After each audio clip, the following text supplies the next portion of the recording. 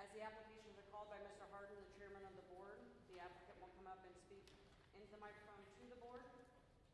Once they are seated, anyone for or against the application will have the right to come up and speak, and then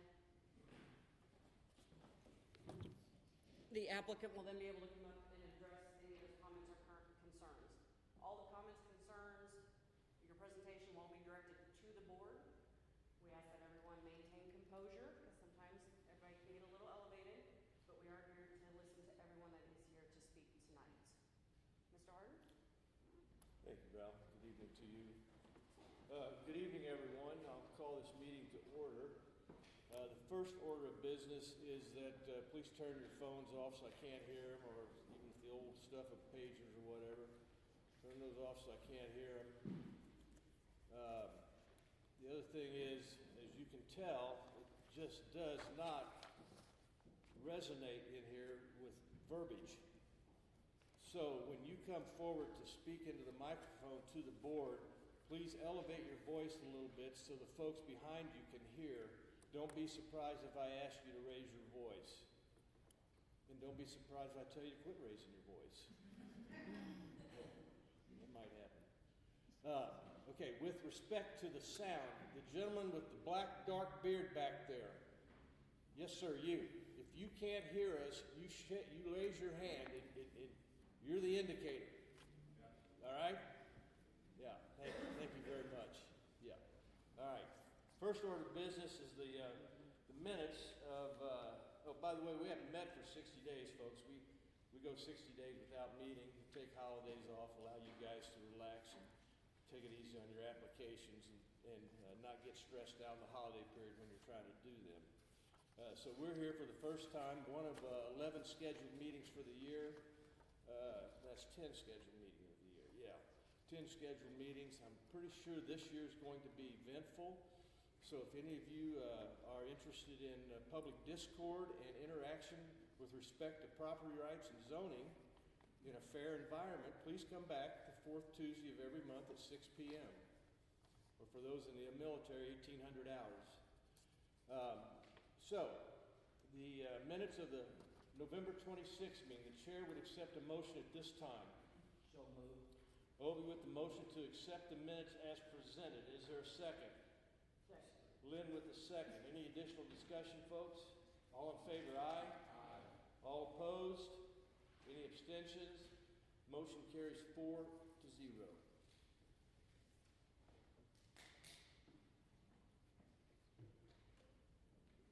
All right, that's the boring stuff. Let's get going on this thing. We have application number 3136, which is a lot split and rezoning of a parent tract of 23 more or less acres with the current zoning designation of agriculture into a 5.3 more or less acre tract and an 18 more or less acre tract, both to obtain residential rural zoning designation. Both to obtain residential rural zoning designation. This is submitted by William Irwin on behalf of Ronald, Lynn, and Lori D Baker, who are requesting the zoning actions described above on a tract of land located in the west half of the southeast quarter of the northeast quarter of the Section 27, Township 46, Range 31, Cass County, Missouri. We all know this is 22509 East 189th Street, Pleasant Hill, Missouri. Who represents this application? Please come forward and tell us your story, sir. Hello all, I'm William Irwin. I'm here on behalf of Ron and Lori Baker. What's your name again, sir? William Irwin. Yep, with Irwin Construction. Thank you. We're here to submit the application for the split of the 23 acres on the corner of 189th and Baker Lane. Okay.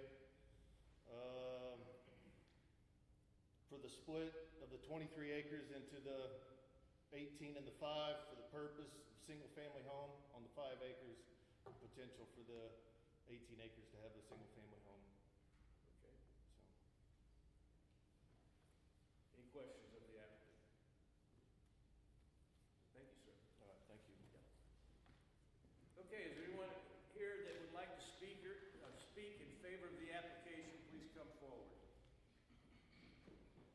If anyone here would like to speak against the application or has questions of same, please come forward. All right, Valerie. They've done everything that's been asked of them. Okay. All right, you guys have any questions of Valerie? All right, the chair would accept the motion at this time. I make a motion to approve application 3136 as submitted along with the submitted planning board report respectively. All right, Mike has made the motion to accept 3136 as presented. Is there a second? Second. Lynn with the second. All right, all in favor, aye? Aye. All opposed? Any abstentions? The motion carries 4-0. What's the day? March 5th at noon.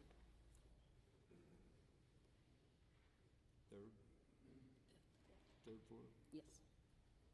Mr. Irwin, we're a recommending body. Okay, we have recommended approval of your application. There's a meeting on March 5th at noon on third floor where the important people make the decisions. Please be there to represent your application. Thank you. Yes, sir. Appreciate it. All right, application 3137, conceptual special use permit for a billboard on a 13 more or less acre tract of land currently zoned residential rural. This is submitted by Jennifer Pfizer, who is requesting the zoning actions described above, located on a tract of land being part of the southeast quarter of the southwest quarter of Section 13, Township 45, Range 31, Cass County, Missouri, and commonly known as 24800 East 227th Street, Harrisonville, Missouri. And you are? I'm Jennifer Pfizer. No, good evening to you. Hi. Yeah, Am I loud enough? we'll find out. All Let's right. keep going. All right. I'm Jennifer Pfizer. I own the property at the corner of 227th and 7th Highway. I would like to get a special use permit to have a billboard there at the corner. Where the billboard is placed, it's actually been there for accidentally kind of for a couple of months now, and it sits back far enough from the road. It doesn't impede any traffic from either 227th or 7 Highway. What else? Did you say it's already there?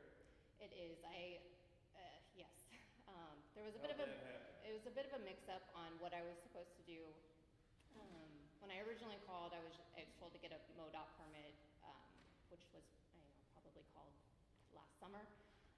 I originally was told to get a MoDOT permit. MoDOT doesn't require a permit on 7 Highway, so we went ahead and built it, and then realized we need to get the special You use thought permit. we didn't matter, that's what you're suggesting. That's not what I said. I called. I just didn't have all the information. There's that direction a little bit. I'm sorry. It's all right. So how long's it been up? Since September, I think. What's the size of it? So it's built to have a 4x12 sign put on it. So I think I have in there, it's about 10 feet tall, so that the sign is up off the ground, and then it's 12 feet wide. Any questions at this time? Mike, any questions? All right, now, I forgot to tell everybody this part. If folks come up to have questions about the application or speak against the application, the applicant will so note those situations, and that applicant, at the end of the negative session, will have the ability to come up and address the concerns and the negativities. Okay? So pay attention. But Right. Anyone here like to speak in favor of this application? This is in favor now, right? Come on. If you could just sign in. Sure. Or not sign, but print your information.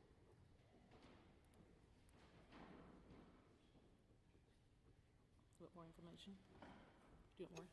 Your address, yeah. And then the application's 3137. 3137.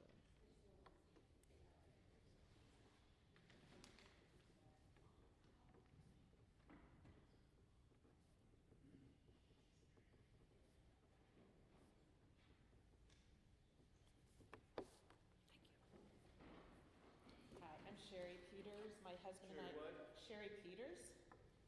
My husband and I own 2 of the 4 corners there at 227 and 7 Highway where Jennifer would like to put the billboard. Like I said, Jennifer said the billboards have been up for several months, so we've driven by it countless times. and see that there's no problems with the setback or any kind of visibility issues. So we have no problem with the billboard proceeding as proposed. You say it's been up several months? I think so. Okay, let's. Well, it's just the structure, there's no billboard No there. signage yet? Yeah, there's no signage, it's wood. Just empty wood that you can see through. Okay. It's ready. It's ready. It's ready for that, or tomatoes, or whatever, yeah. Yeah, we'll see. Any questions? Thank you. All right, anybody else who'd like to speak in favor of the application? Anybody here has questions about the application or wants to speak against the application? Please come forward and give us your name. We need you to sign in too, sir, please.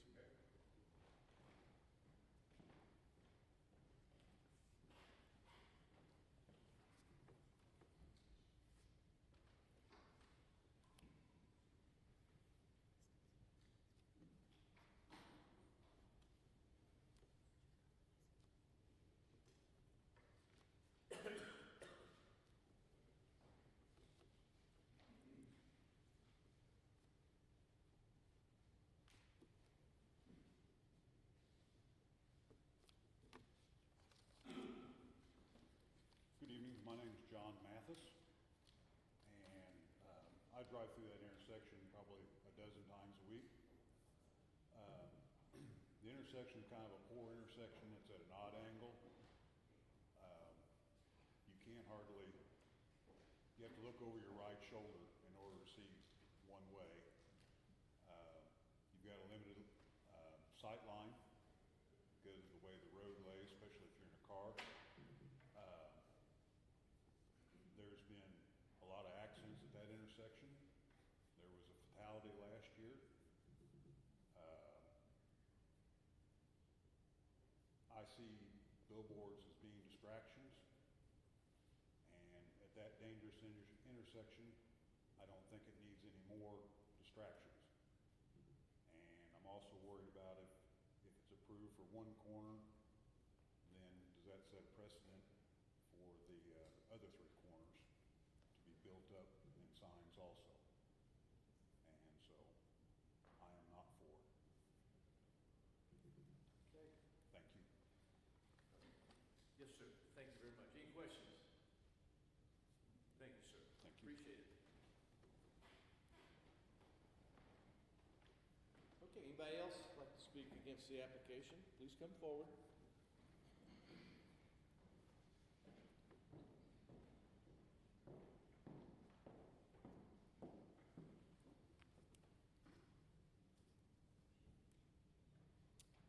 Do both my husband and I need to speak separately? Bob, can her and her husband come up and speak at the same time? Or would do you want rather them us separate? speak separately? How does that need to work? You can both. Both come up Yeah, together? that's Okay. fine. Then I said us together. Wow, you get two for one. Yeah. All right. I will do the handwriting. You want that, so I will tell you that. You want to take my notes for me too, then, please? No, she's not getting her handwriting sucks. It's okay, that's why I also take notes.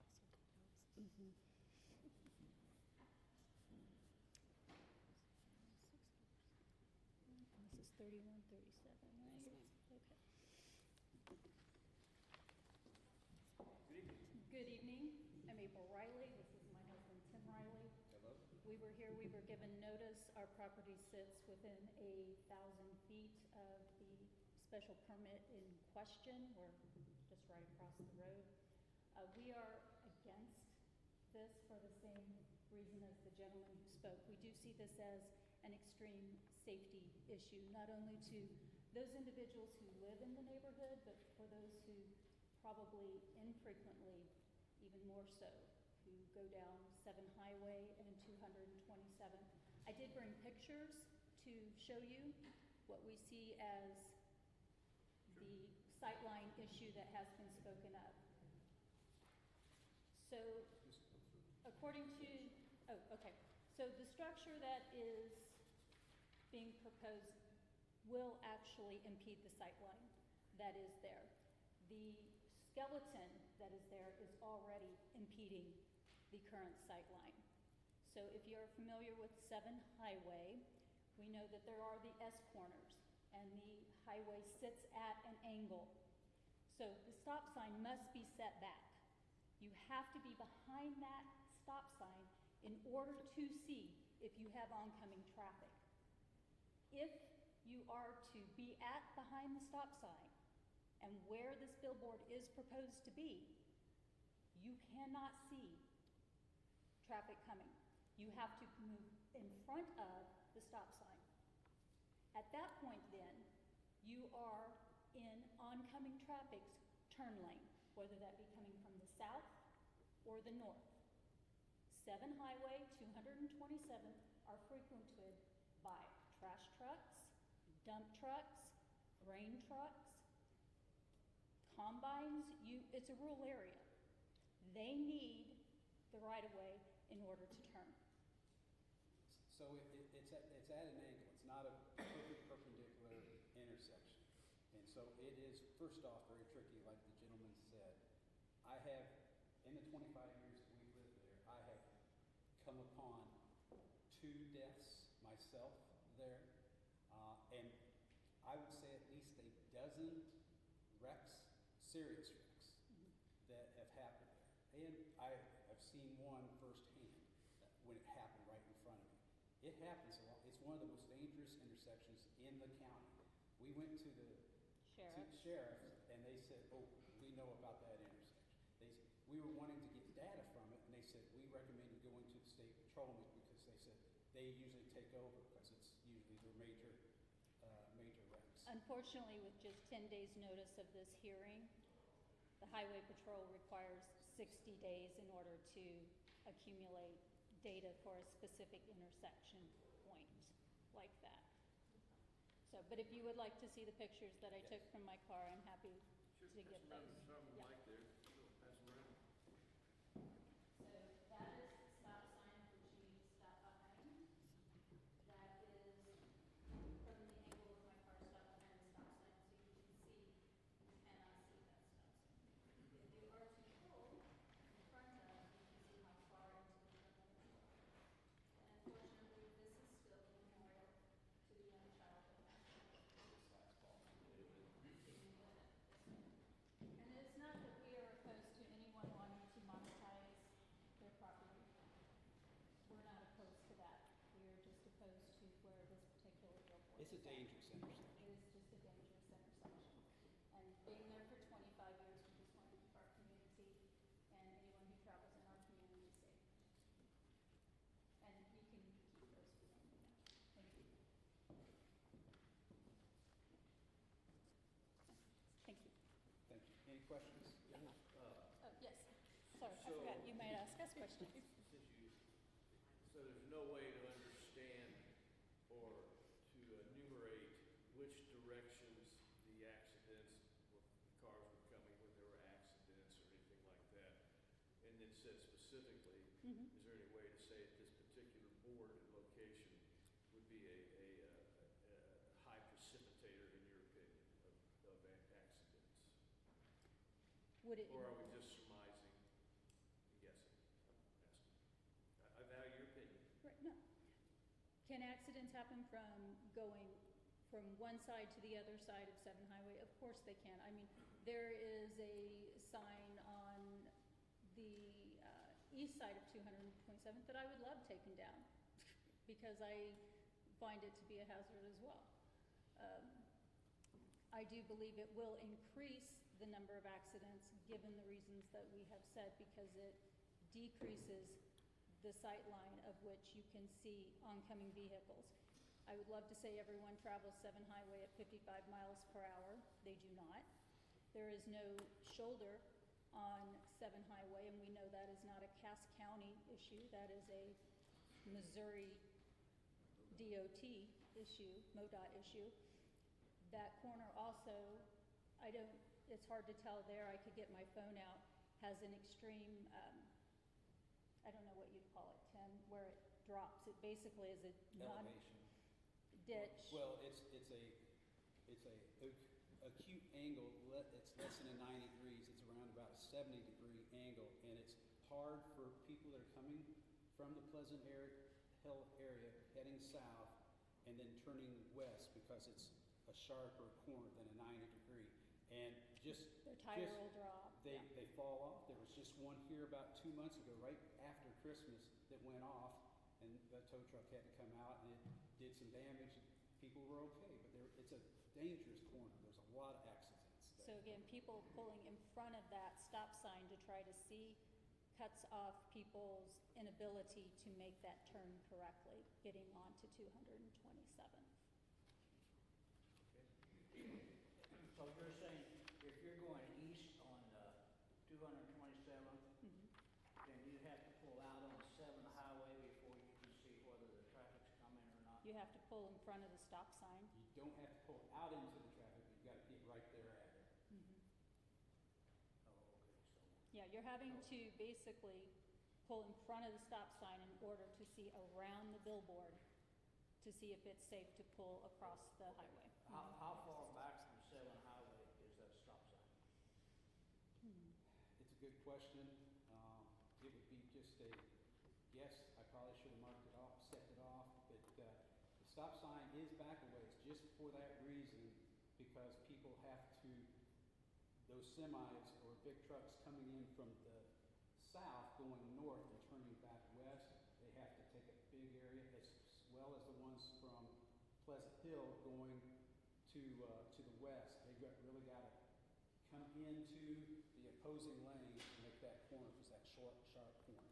It's a tough intersection, and I travel it more than once every day, and you have to back up, be ready to back up if you've got a truck that's coming your way. And so everybody's kind of got to work together to back up. So basically, whether this billboard is there or not, you still have to pull in front of the stop sign to see the traffic on 7th Highway. It's worse with the billboard, absolutely, but yes. But without the billboard, you still have to. Yeah. Sometimes, yeah, because there's that tree that needs to be taken down too, as you can see. Do you guys want to see what the So, intersection so looks are like? you suggesting it's a MoDOT design flaw? Well, Might be. I mean, the way the roads are, I mean, 7th Highway, I don't know if you can ever get that changed, the way it comes out of those S corners and going back to the south. And 227th is a perfect east and west road. So I don't know how you change it other than make things wider possibly. Yeah. I do know that when we went to the sheriff's office, they said, oh, it's one of the worst intersections in the county. Right. I just don't want to see anything that makes it worse than what it is. Okay. Yeah, if you want to show that. And if it meant for the people that are, you guys that are listening, if it meant we would continue this and you guys can go out and look at it before you decide on it, that might be an option too. I don't know how you guys conduct business. Okay. That's one of the options. So where's the billboard? Now, how far will it be off 7th Highway? Okay,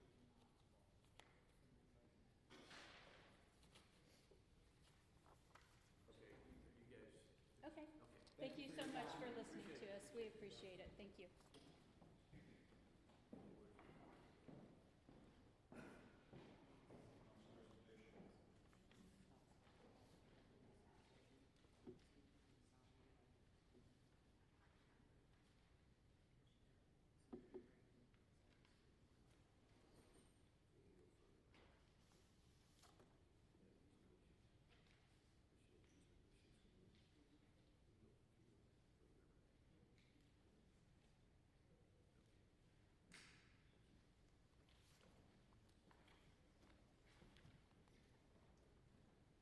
Anyone else would like to speak against the application? Okay, Ms. Visor, you can come forward and answer some of these questions that have come up and concerns, and we'll see what happens.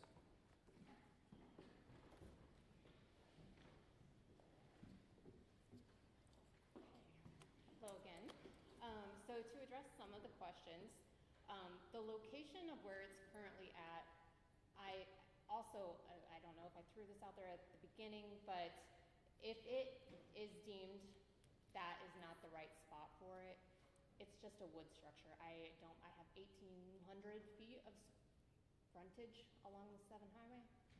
So if it would be better to be moved further north along 7, I am open to doing that as well. To the point about the traffic being impeded, I thought this was brought up, but you do actually, regardless of whether the billboard is there, you do actually have to pull in front of the stop sign in order to be able to see oncoming traffic. So it's the only traffic that's being impeded sightline is cars that may be 2 or 3 in line rather than the person that's actually pulling out onto the highway. That's why I've lived there for 15 years. I do know that there are accidents there. A lot of them come from people coming south on 7 that turn too quickly onto 227th. They end up in my ditch, actually, generally, because they've made too tight of a turn. I think a couple have come from, they're traveling east on 227th, and they blow the stop sign there because it's kind of at the bottom of a hill. But that, again, wouldn't have anything to do with the billboard either. I don't want to cause a safety concern there, so I am open to moving that if that is the route that I would, be approved for. So I'm open to. Well, tell us about your thoughts on moving it and how far and what. Oh, and there was a tree that was mentioned. That was actually in my plans as well, to tear that tree down this spring. So that would be another thing taken out of the line of sight. Yeah. So I could potentially move the billboard structure a couple hundred feet from, another, I think it's probably about 30 feet in right now, maybe not that far, 25 feet in.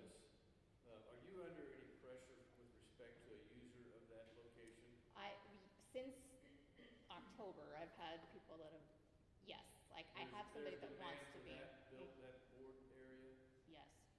Are there any other banner signs out there right now? There's currently one up there, I think 2. They're just temporary ones that are sitting out. They're just staked in. How long will they be down or be up I before can they're take taken those down? down. Okay. Mhm. Will those eventually be on whatever structure? Potentially, Okay. one is just sitting there right now. Okay. What's your thoughts, folks? You wanted to make a decision tonight? Yeah. All right. They're willing to listen to your changes tonight so we can move forward and get you your board up possibly. Okay. Do you have a preference for distance? It's your operation. We defer to you and your suggestions. Okay. So if I moved it 100 feet? How far? If I tore the tree down and then moved it kind of in that general area, I don't know how many feet. Yes, and move it back so that it's not in the same spot. Does that make sense? Oh, here's an aerial. Yeah, Okay. is this the tree that you're talking, well, I keep touching the screen. There's this tree right here. kinda- Yes. Is that the tree you're talking about? Yes. So that tree is about 180 feet right now from the corner Okay, of so your it's property. probably currently right around here. Actually, so if we put it, so this is 175 feet from Well, I here didn't to hit there. the corner, so if I had to guess, it's probably from that corner of your property, about 180 feet. Okay. So what if we did like 150 feet from The corner? the corner? And then how far off to the west of your property line do you think? We can get a better idea of this. Measure. It looks like this is kind of a mow line, if that gives you. Yeah, I'll have to do it. There's a water line right here, so it'll have to be behind the water line then, because I think Let's do 150 feet this way.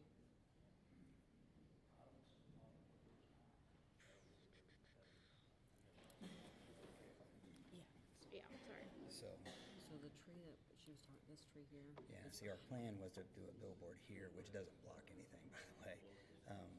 And then we had one we were gonna put here and here, but we've already cut those down. So, the stop sign, can you see it? No, but I think it's like right in Yeah. here somewhere. Everybody has to pull up here. You cannot be because this, you can't see down here, so everybody has to, so that's nonsense. See, I actually think that this is gonna cause more of, like, moving it Well, if this it's right direction. here, I mean, look how far back, look, Yes.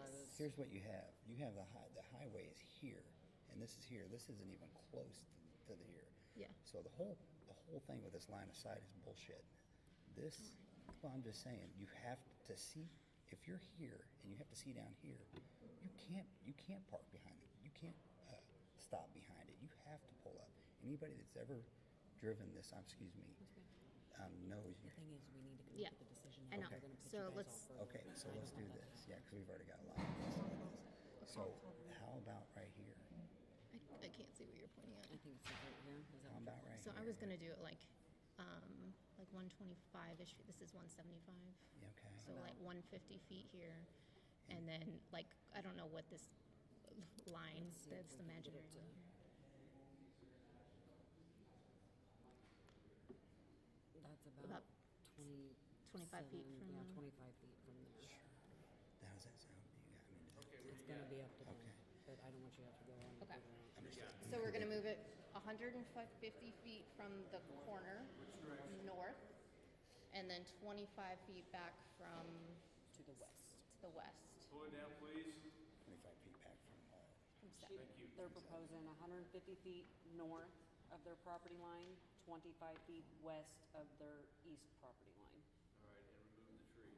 Yes. Okay, and how will we amend that? You want that amended in the motion? If that's, everyone's agreeable to that, we'll amend You it. guys, you want to run with that and see what happens? Okay, tell us through the microphone what you proposed to us. Okay, we are proposing 150 feet north and 25 feet west, And remove the tree. and remove the tree. All right. What else? Is it gonna be lit? I hadn't planned for it to be. If indeed, I don't know if that's one way or another makes it better or worse for me, but.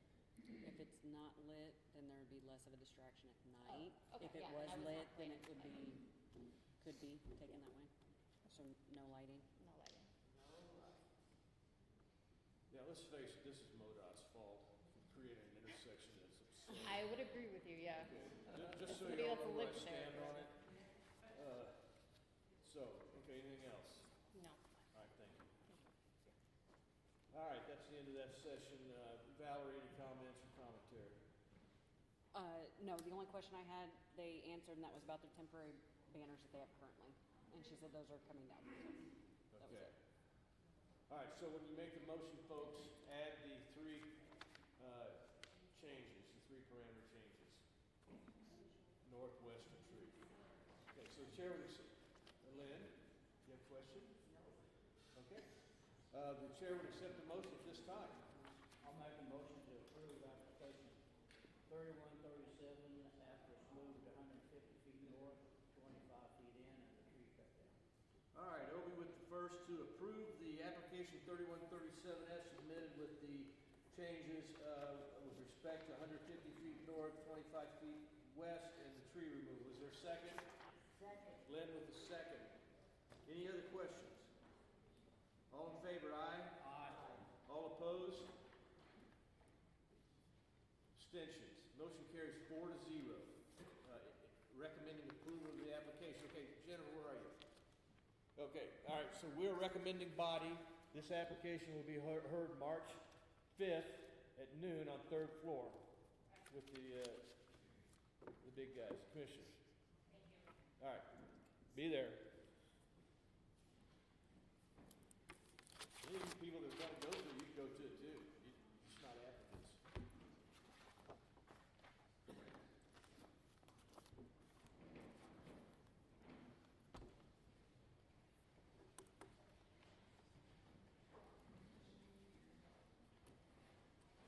Okay, application 3138 is a subdivision, preliminary and final plat to be known as Sunset Ridge, a parent tract of 55 more or less acres with the current zoning designation of agriculture to be divided into 6 lots, consisting of nine more or less acres and a 5-acre tract, all to obtain residential rural zoning designation. This is submitted by Clear Fork Holdings LLC, who are requesting these actions described above, located on the land in part of the south half of the southeast quarter of Section 22, Township 45, Range 30, Cass County, Missouri. We know it as State Route K and East 235th Street, Pleasant Hill. Who's representing this? My name is Doug Roth. Carol and I are the only owners in Clear Fork Holdings. It's our farmland owning company. Okay. We're planning to bought a farm that has some good topsoil on it that we plan to farm, but it also has some marginal productive ground with some trees that we thought was better suited to rural residential. So we've asked for a 6-lot subdivision to be created. And for those in the audience that aren't aware, we did have to do a stormwater study because of the number of lots in the subdivision. We had civil engineer do the stormwater analysis. An engineering company we employed an engineering company to make a recommendation to Water District number 9 to make sure we didn't negatively impact their water delivery system. And then we worked with MoDOT to make sure that the 2 entrances we had proposed on K Highway were safe with sight distance and intersection due to elevation or of the other intersections. So How'd that go? it was a little bit painful and drawn out, but we got there. So Thought so. yeah, you and I share It's some MoDOT, thoughts. isn't it? Yeah, it is MoDOT. Same group. Same group. But we made them maybe not happy, but they signed off on it for us. How'd things go at the Water District? They were great. I'd not had to ask for an engineering thing before, but it was close enough. The local manager wasn't confident to say, yes, we've got enough water. So, but that went well. So, we're asking. Do you know all the standard requirements, minimums, house minimums and all that? What kind of housing? You've been through all that with Valerie and staff? Valerie's been very helpful with that, yeah. We don't have any subdivision rules regarding the type of structure other than the county regulations. So we haven't banned barn dominiums. We haven't said it has to be stone front or paved driveways. Our subdivision that we're proposing tonight does not have any restrictions outside of the ones that the county would provide. Is that because why? Because You just run out of time, you wore out? No, I just don't like people telling me what to do, Yeah. so I don't want to dictate that to a home. I'm just telling you, you're gonna be surprised. Yeah. So I forewarn you, Okay. What kind of surprises do you think? dream them up. You can't imagine what these people are gonna come in and try to build on your subdivision, okay? We will Yeah, try to pay brace attention. for that. Okay. Yeah, serious. Yeah. All right, any questions? Thank you, sir. Thank you. Appreciate it, yeah. All right, anybody here like to speak in favor of this subdivision? Anybody that'd like to speak against it or has questions regarding same? Come forward and give us your name, please.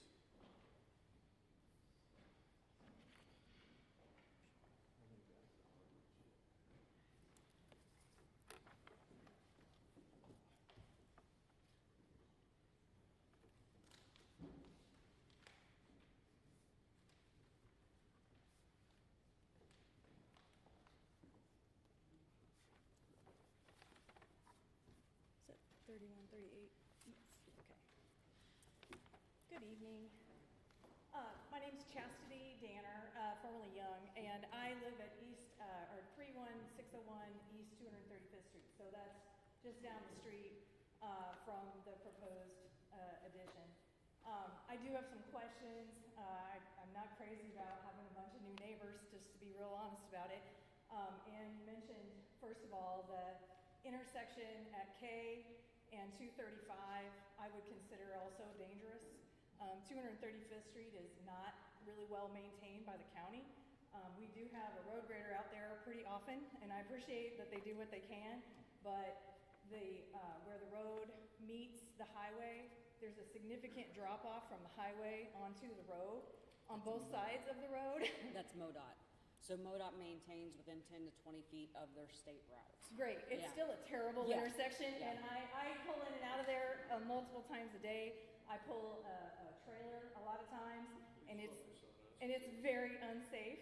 And so having more cars there is gonna make it even more dangerous. Part of the reason that it's dangerous is there's a significant hill on the north, on the north side of the, that's okay. There's a kind of like a little hop of a hill, coming from the north towards 235 on K, and you can't see from 235 over that hill. And by the time you get out there, if there is a car, you could be in big trouble. My sister-in-law had an accident in that location a few years back, and totaled out a minivan. So All right, so you heard him say he's met with MoDOT. I did hear When he comes that. back up, we'll have him address that, maybe in specific if MoDOT. Yeah. If MoDOT had the backbone to address things like that, we'll find out. And one of my other questions was, would there be entrances onto 235 as well, or would it only be on K Highway? How Good question, we'll find out. how will that work?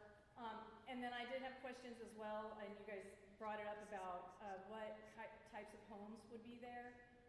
A few years back, another addition, I guess it's an addition on K and 2 was approved, and now it has what I would call tiny houses. Man, that'd be lovely. I just really think that having some kind of standards. But we or have some- standards here that have to be met, it can't go below them. Mhm. We have standards. You can read them online or Yeah, drive over to 370. yeah. Well, and The site that she's speaking of came through the special use process to have smaller units as temporary living quarters. they're storage sheds. Kind of the church, wasn't that a church? that's Yes, done that? yeah, the old We- church there I at think K and there's 2, 14 units. something like that is what it'll be, yeah. It looks like they're putting more in now, I think. Yeah, they got permits for them. Yeah, Mhm. there's signs out, so, Yep. with the Okay, permits. so that answers that one for you. Keep going.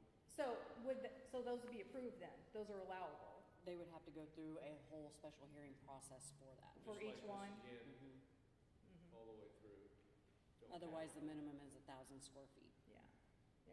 So I just think that there are some traffic concerns, there are safety concerns on the roads, and if there are gonna be additional homes built on that corner, there probably needs to be significant improvement to 235th Street.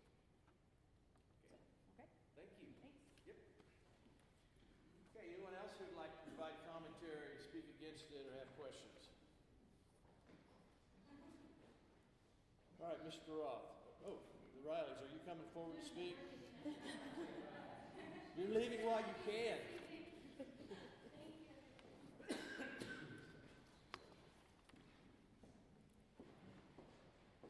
Yeah, the primary concern, I think, was the entrances, where the entrances would be. And so our compromise with the Department of Transportation on K Highway would be 2 shared entrances. So our 4 lots that face K Highway, at their property lines, they would share a 30-foot wide standard residential entrance. And so those would be 4 of those lots. The other 2 would be a little over a quarter of a mile east on 235th. And to address her specifically, she'll know where the trees are that go up the draw there.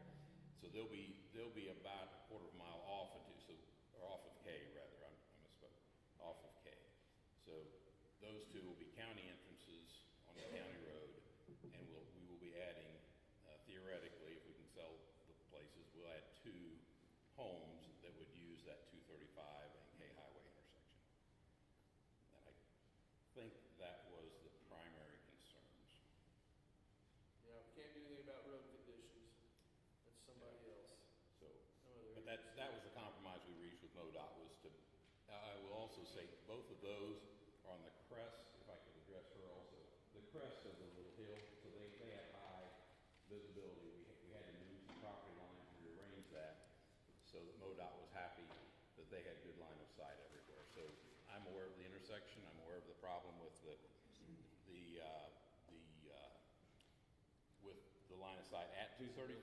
All of this is documented on the survey that we submitted I don't know if the letters that went out had that drawing, but that is available for you as the recommending board. So, All right, thank you, Mr. you Brown. bet. Thanks. Appreciate everybody's on that. Valerie, comments? As he stated, he did get part of his stormwater through a local engineer. He did work with the water district and MoDOT. They did make some changes from what they originally wanted to suffice for MoDOT and get it in the most safe place possible. Good. Very good. Any questions of Valerie? Board. Okay, the chair would accept the motion. I'll make a motion to approve 3138 for a subdivision known as Sunset Ridge as submitted along with the submitted planning board report respectively. Thank you. Obie has recommended approval of application 3138 for the subdivision. Is there a second? Second. Mike with the second. All in favor, aye? Aye. All opposed? Abstentions? Motion carries 4-0 in favor. All right, March 5th, noon, 3rd floor, we have recommended approval of your application, folks. Thank you. Yeah.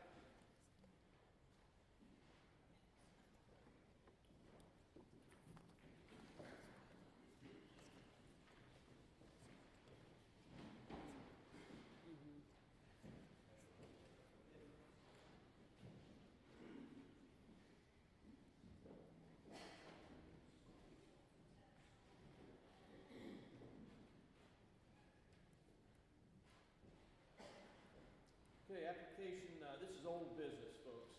Application 3134, if you're keeping track of it numerically. Application number 3134, conceptual and special use permit for an event space venue on 129 more or less acre tract zoned currently as agriculture. This is submitted by Matthew Brown on behalf of himself and Deanna Brown, who are requesting the zoning actions described above located on a tract of land in part of the northwest quarter of the Section 33, Township 44, Range 33, Cass County. We know it as 1401 East 195th Street. Mr. Brown? Yes, it is. Welcome this evening. Good to see you. Thank you. Okay. So as I said, my name is Matt Brown, but first let me just give a little background on me. Several decades ago, I graduated from Arizona State University with a bachelor's in business management. So not only do I have many years of general business experience, but I've run another successful small business since 2006. Regarding the wedding and event industry, I've been researching and planning and studying the event industry for about the last 2.5 years. And in that time, we participated in many wedding industry events where we've consulted with seasoned veterans. We visited other event venues, had focus groups with couples who either recently had a wedding or were planning one. And we've also virtually viewed hundreds of other event spaces, both in Kansas City and across the United States. So as a result of our research, we are committed to designing and building an elegant, high-end facility with timeless traditional styling, specifically built to captivate affluent couples and individuals who are looking for a luxurious event experience. With this in mind, we chose to work with Homily Construction due to their long history in construction, as well as the fact that they've built 4 other event spaces and have extensive knowledge to design and build a high-quality product that's also low impact to the property and low impact to the neighborhood.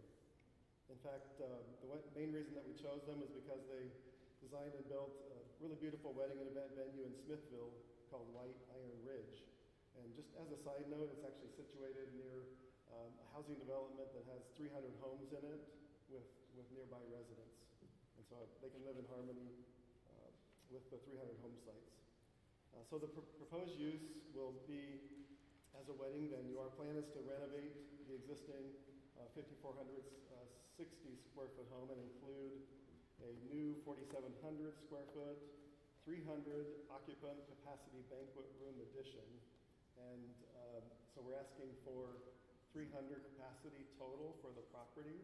So whether the 300 are inside or outside, just 300. And then we altered the original plan for constructing a new freestanding facility. And the result of that change is that we'll have an even lower impact on the area. Some of the benefits are doing this are lower cost, quicker turnaround of the construction process, and it also keeps the activity and events in the center of our property versus being close to any of the property lines. One of the other modifications that we made based on the meeting in November was that we eliminated the patio to the east side and just have a patio to the west side as well, which faces Holmes Road or the Highway D. So we'll almost exclusively have weddings, which typically occur on Saturdays, Fridays, and Sundays. Rarely will there be events during the weekdays of Monday through Thursday. And the average wedding size is 131 based on statistics from weddingwire.com, one of the largest wedding experts in the industry. And so we feel like this is a reasonable parcel upon which to have a wedding venue, since like a number of other small businesses in the county will be located close to Holmes Road. And actually a portion of our property touches the railroad that's next to Holmes Road or Highway D. And there are other businesses such as Johnson Farms, Plants and Pumpkins, Rock Hill Storage and U-Haul Dealership, Sneed's Barbecue, Jowden Public House, the Lone Wolf Ranch Arena, which has seating for 1,500. And there's other event venues such as Silo Hills Farm and Sunset Ranch, which just recently opened down Holmes Road, I think just a couple miles down from us. And all of these businesses are similarly situated on or near Holmes Road, and they also have residence locations nearby. And also it seems based on our research that it's commonly accepted that wedding and event venues in the county can coexist really well with residents nearby. I stopped counting at about 14, 15 other event spaces with similar occupancies throughout the county that are located in rural areas that have homes nearby. And I didn't count any smaller venues or venues that were more in the urban areas. And so I've got a list of a few of them. I can just read the names and the number of guests that the websites say that they can comfortably host. So like Silo Hills Farm, 200, Heartland Lodge, 300, Enchanted Acres Wedding Venue, 200, Olive Branch, 150, Sunridge Event Venue, 250, Dogwood Gardens, 200, Sunset Ranch, 200, Sycamore Ridge Event Space, 150, the Barnet River Bend, 200, Big Iron Town, 250, Road Family Vineyard, 200, Davis Event Space, 400. And so they're all similarly situated with various residential locations nearby, and they all seem to offer both indoor and outdoor ceremonies and receptions. So I looked at them all, via the satellite view on Google to kind of gauge how close they were to residential locations nearby. So as I previously mentioned, the average wedding size across the nation is 131. So for access to the venue, we will use the existing one-lane driveway, and then the egress will actually be near the east side of the property off 195th. So this will create a separation of approximately 1,000 feet from the entrance and the exit, creating a safer ingress and egress from the property. And then to estimate the number of cars for a wedding with 131 guests, I included a sample arrival chart in our proposed use document. So you're certainly welcome to look at that. But basically the sample arrival chart demonstrates that the vehicle arrivals are somewhat evenly distributed throughout the day, significantly reducing the potential for traffic congestion in the surrounding area. So key folks such as the venue staff, the bridal parties, and the vendors, they all arrive well in advance of the event itself because they're preparing for it. And so with staggered times beginning as early as 7 a.m. And then close family members typically arrive about mid-afternoon, and then followed by the guests who are spread across about a 45-minute window prior to the ceremony. And then importantly, only a small number of vehicles are expected to arrive in the final moments leading up to the event. So this gradual and dispersed pattern of arrivals really ensures minimal traffic impact, as there's no sudden influx of vehicles at any one time, which allows for just smooth traffic flow and parking logistics throughout the day. But then next, I wanted to just speak briefly about the efforts I've made to be a good neighbor, and if approved, I'll be a great neighbor.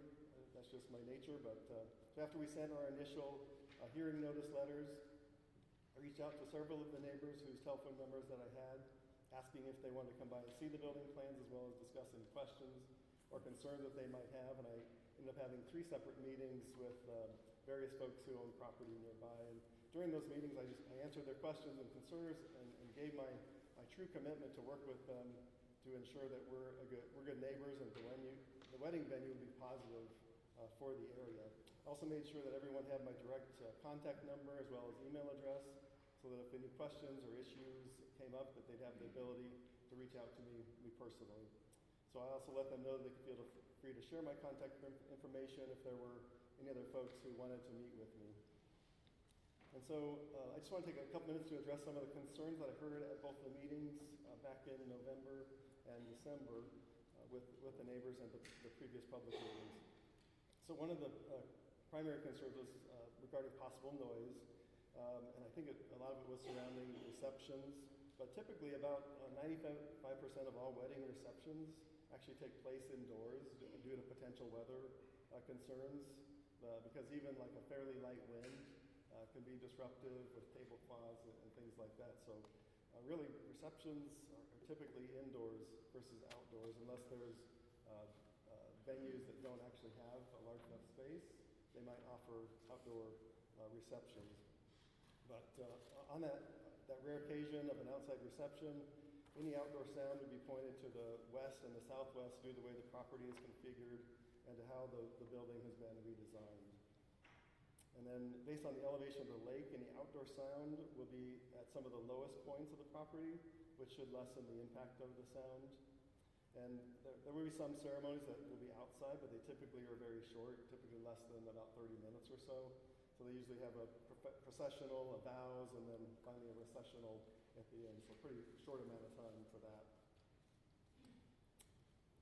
And then although it would be extremely rare, we're asking for approval for any outdoor music to end no later than 10 p.m. and indoor music to end by 11:30.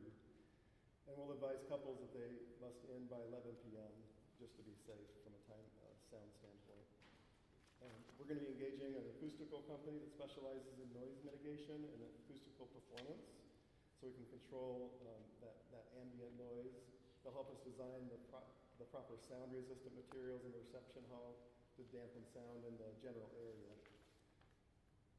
And then the building is located far from most neighbors, since it's actually really in the center of our 129-acre property.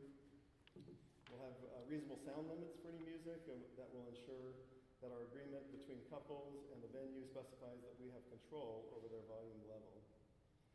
The property does already have quite thick vegetation and trees all surrounding most sides of the parcel, which will help, but we are planning on, once we get going, planting lots of trees and plants, particularly along 195th Street as well, which will help with some of the sound concerns.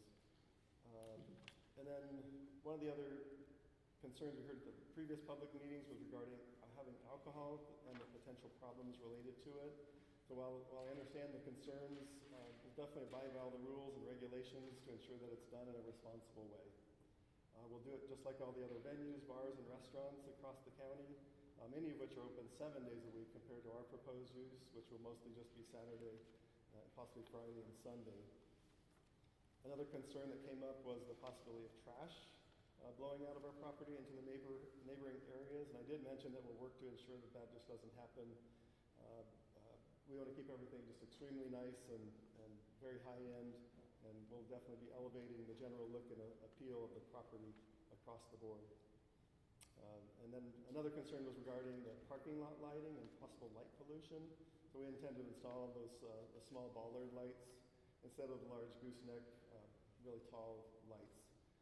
And the bollard lights are really a low height lighting solution that provide the illumination while maintaining a low profile aesthetic. And they illuminate the area and improve visibility. They look good, they're energy efficient, and their downward directed light reduces spillover into any unwanted areas. And they'll only be on during the evenings when there's an event, and they won't likely run at all during the weekdays. And so what are some of the benefits of having Spring Lake Wedding an event venue? First, increased local spending. Couples and guests often spend money on accommodations, dining, transportation, and other services in the area. It's a boost to local businesses. So any wedding-related vendors, like florists, caterers, photographers, hair and makeup artists, etc., they all benefit from increased demand. And it creates jobs. Venues require staff for operations, events, maintenance, creating employment opportunities for local residents. And we plan to have at least 4 full-time employees and 10 part-time employees as well. There's definitely a benefit to the area through beautification of the property, as I mentioned earlier. It creates good tax revenue, generates sales tax and also property tax that supports the community services and infrastructure. And I think it would be great space for Cass County residents to take advantage of. And next, out-of-town guests will contribute to Belton hospitality industry by booking hotels, dining at the restaurants, and exploring area attractions. And we also wish to partner with schools, nonprofits, and other community groups to support local causes. So in conclusion, when thinking about the most appropriate use for the 128-acre property like Spring Lake, we've approached the process with a true sense of responsibility and have carefully considered its potential impact on the surrounding community. So our vision is to create a space that seamlessly integrates with the area's character while offering a meaningful and valuable service to the couples, groups, and nonprofit organizations that it serves. So from a purely impact-driven perspective, establishing a wedding and event venue is far less intrusive than other potential developments, such as subdividing the land, say, into a lakefront housing community with 250 to 300 home sites. Traffic studies from the Institute of Transportation Engineers Trip Generation Manual show that a residential development of this size would generate approximately 2,360 to 2,832 vehicle trips per day. And this would result in significantly higher traffic levels, increased noise, and a notable rise in general activity throughout the area. In contrast, wedding venue represents one of the lowest impact uses of the property, maintaining the area's tranquility while supporting the community in a meaningful way. At the last zoning meeting in November, we had applied, in October, and our application passed, but we do need approval again since back then we had changed our original plan from having 2 separate wedding venues, building a totally separate building, and then converting the existing home into a smaller venue. But we scaled that back, and we aren't going to be building the new building, but just rather doing some renovations within the home and adding the 4,700 square foot reception space onto it. So all these factors just reinforce our belief that developing a wedding venue is one of the most thoughtful and beneficial uses of the property. And as I mentioned earlier, I'm fully committed to working collaboratively with the county, our neighbors, and the community folks to ensure that this project is not only minimally disruptive, but also a meaningful and positive addition to the local area. Okay? Thank you. All right, does the board have any questions this time?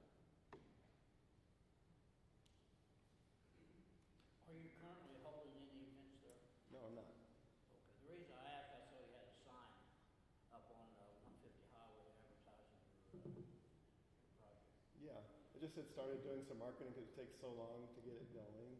And couples are typically booking their weddings at somewhere out 2 years, 18 months, 12 months tends to be, so they want to book just well in advance. So we just started some marketing. How many folks attended your neighborhood meetings? You said you held 3? I had 3 separate meetings. Let's see, I had 4 at the first one, and then I think we had 6 people at the 5 or 6, I can't quite remember, and then the other was just with a couple, one of the neighbors nearby. I think that's about right. Any overall theme from those meetings share with us? Kind of the concerns that I had brought up about sound, and that being one issue, the potential for trash and blowing, throughout the area.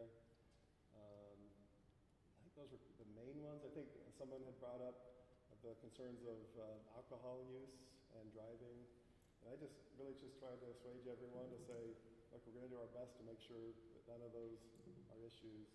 We're going to be a good neighbor. We're going to take care of things and be good for the community. The general methodology out in that part of Cass County for trash pickup is weekly.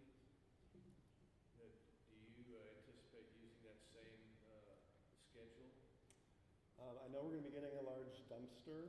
I don't know that I know the pickup schedule for that, but it'll be located close to the building itself.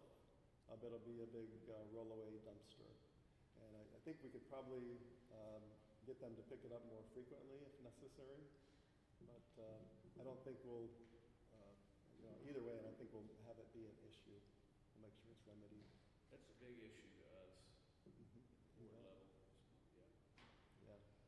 So, I definitely have tons of incentive to keep everything nice, right? any other questions?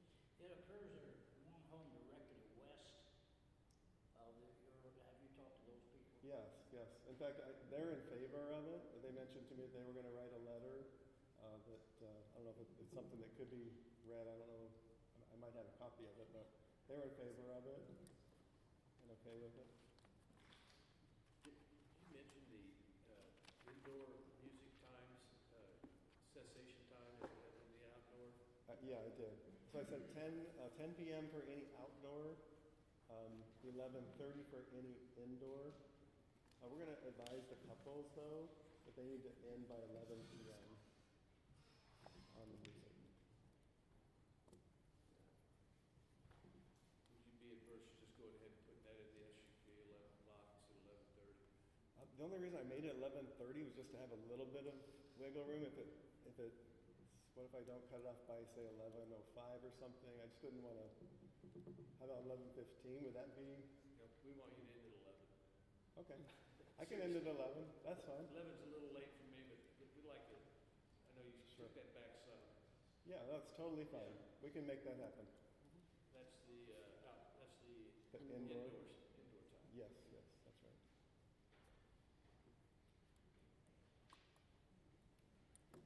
Any other questions? Did you say you already have weddings booked, or you're just making people aware? We're starting to market and trying to get bookings at this point for part of the problem is we don't know exactly when we're going to be done with construction. So we're definitely talking to to potential customers and trying to gauge sometime in 2026, like April and later. So that's the challenge right now is where we're at. We just don't know from a timing standpoint. But you don't actually have anything committed? I have a couple weddings committed for let me think about that. April and May, something like that. Of what year? Of 2026. Yeah, so I just told them if something happened where we couldn't get construction done, we would just totally refund their monies. So they're aware of the situation. Obviously, and I don't have a building, so. 300 total people, total. Total, yes. On the property total, whether indoors or out. How far are you into developing your workups, et cetera, for your septic system? That's all completed. Yeah, Okay. all completed. I think we're pretty much 95%, 99% there on really everything. I think once upon approval, if you all recommend for us to meet next week with the commission, I think assuming we did get approval then, I think we'd be ready to submit for building plans probably within the next week or two. So pretty close. I have just two more questions, folks. I'll be quiet. All right. Who owns Spring Lakes Events LLC? Same, my wife and I, Okay. Deanna. All right.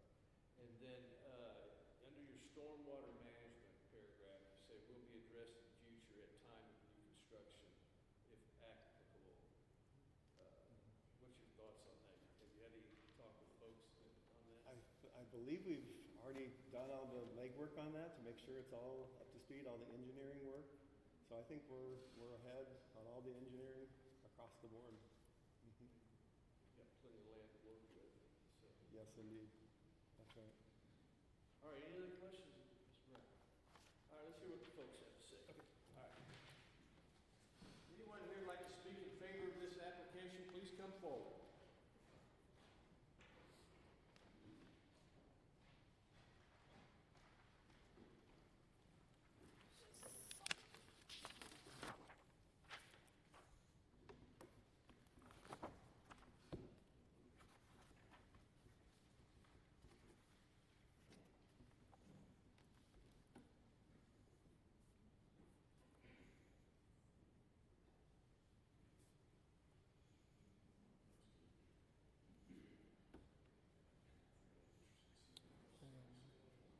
just write the number here. 3134, yeah. Hi, my name is Charles Nation. I live here in Cass County, specifically Raymore.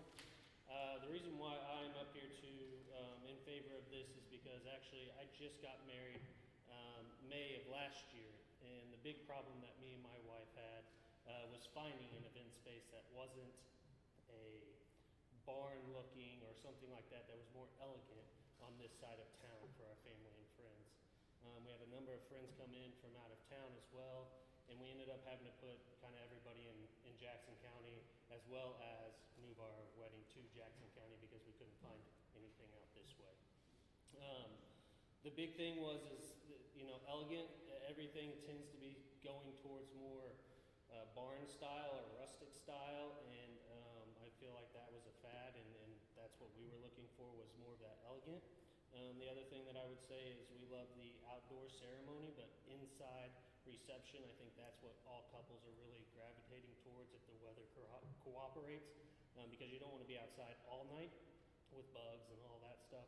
You want to be inside for the reception area, but the ceremony, with just the beautiful nature and pictures and scenery, being able to accomplish those photos and things like that. And plus the ceremony is typically anywhere from noon to maybe 6 o'clock at the latest. So that's really the only times that you're really outside.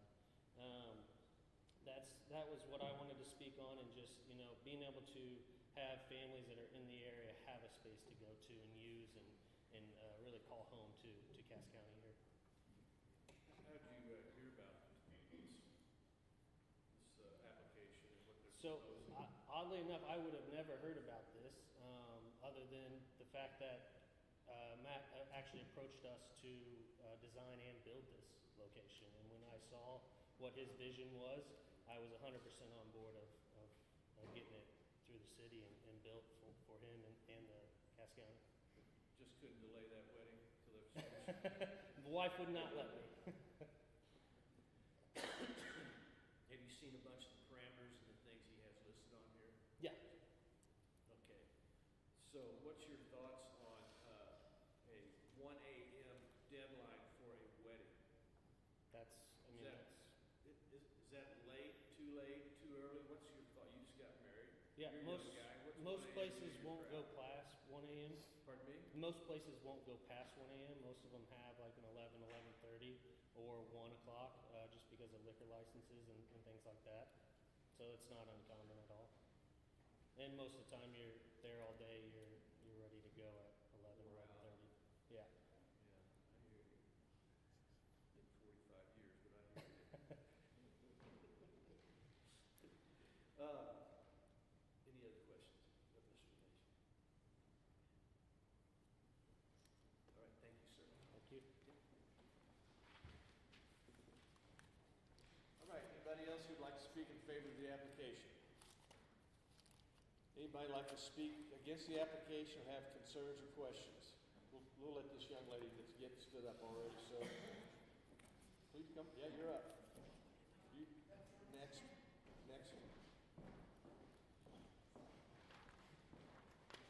sheets of paper. Big stack. Tiny print. Big print. Large font. Yep.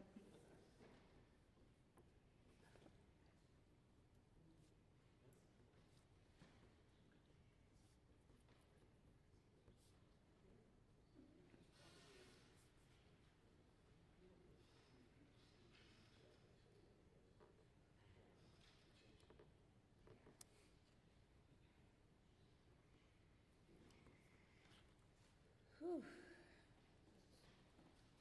Did we get your social security number too? No. My name is Brenda Hallberg, B-R-E-N-D-A, Hallberg, H-A-L-L-B-E-R-G. I live at 21211 Southeast Clover Hills Road. I am 2.2 miles as the crow flies south of this proposed venue. So, I got on board with this and met the neighbors of this venue when we got involved with the air cart situation. And I've grown fond of these people, and so since this isn't going to affect me as much, I'm still helping fight this, because it will affect me, because these are roads that I travel. So you think this application is Oh, part I of am the airport, opposed. airport thing? Do I think it is? Yeah.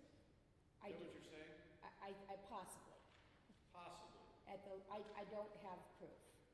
At the last meeting here, when Mr. Wilcox got up and spoke on behalf of Mr. Brown, it made us all a little curious. All right, I interrupted you. Keep going. But we're here to talk about this. All I heard Mr. Brown talk about tonight were weddings. Peaceful, elegant, beautiful weddings. On here, on his application, what was not mentioned in detail are charity galas, general gatherings, meetings, classes, festivals, parties, performances, workshops, trade shows, holiday markets, fairs, and other similar events. So, what are we to think? So Friday, Saturday, Sunday are going to be weddings. When are these other events going to happen? During the day on the weekends? Well, that pretty much shoots everyone's weekend around there, whether it's via traffic, noise, you name it. I did have a script to stick to, but I obviously have gone off script already. I have some questions. Some of them have been answered already. My handout, these are for you to look at. I do request that all of these be looked at and discussed amongst yourselves and Mr. Brown. You can have a copy as well. Here, that's okay.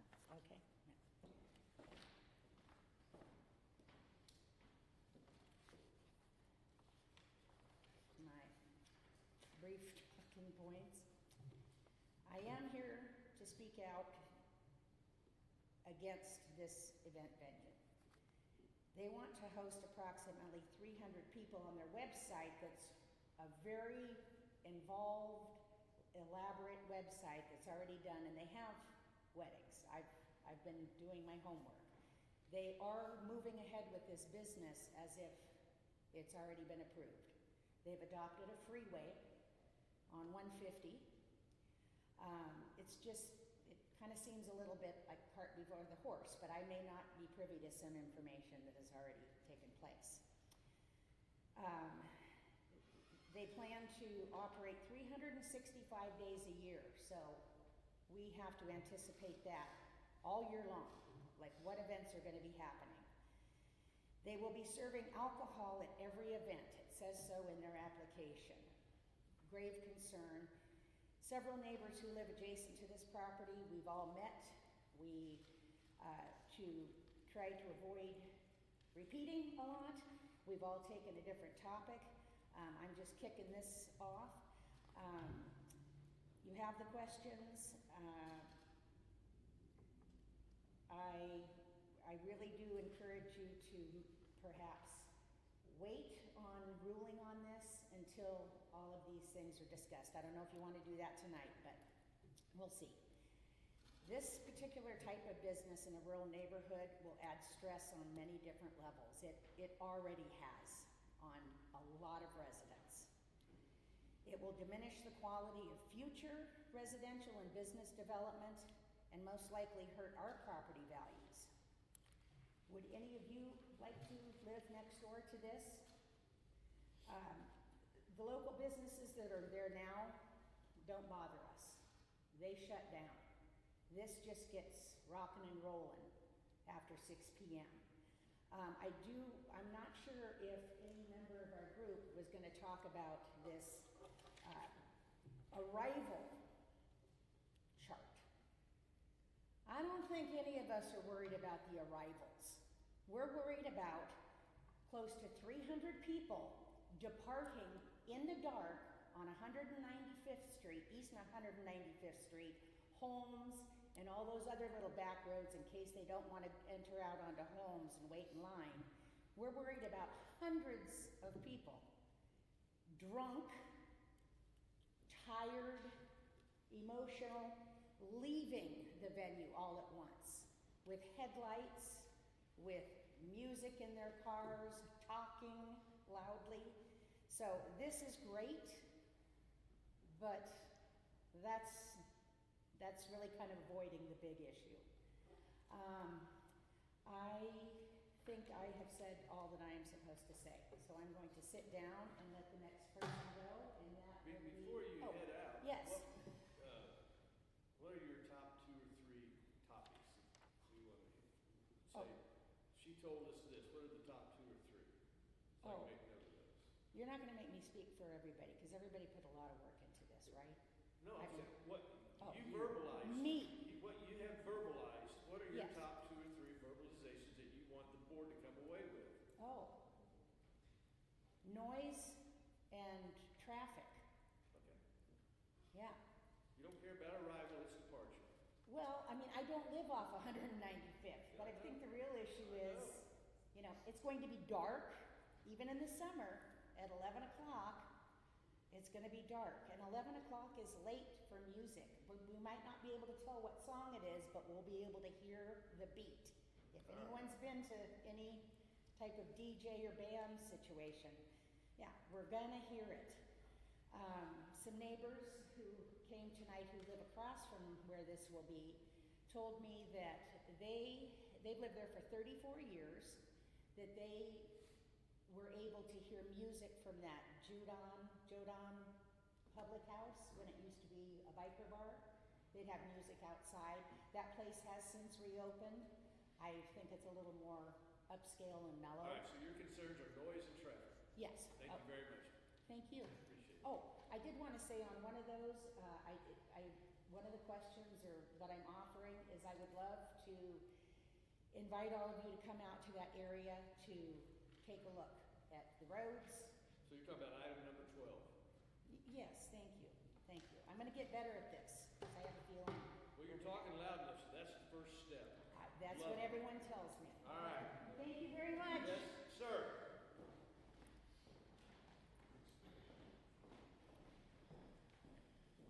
Do I sign in? Yeah, yes, please.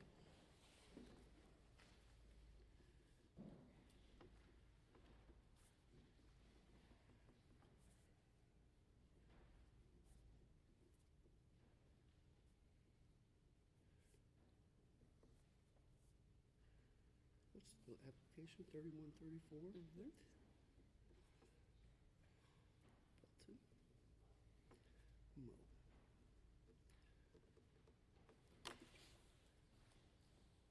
Thanks for your time. I'm very new at this. I don't know what I'm doing. Please forgive me if I ask stupid questions. The first question, I'm sorry, I didn't catch your name. Charles Hayes. Charles Hayes? Yes. Okay, sir, go for it. I live on 195th Street, about a half mile from the venue, proposed venue. When you introduced the application number, you said this is old business.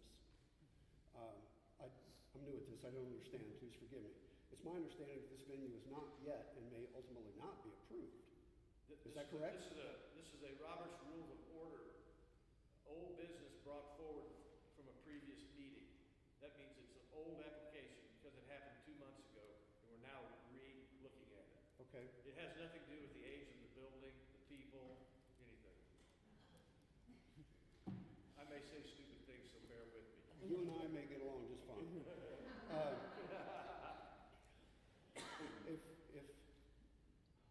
But from my understanding, this is not approved and may not happen. Is that correct? Yeah. Okay. It's still in the hearing process, yes, that's correct. Then I'm going to move forward with that. Speaker earlier said weddings are already scheduled. That seems a little premature to me, but that's an opinion. I know very little about this project. Most of what I know I learned today. I make crazy notes on my phone.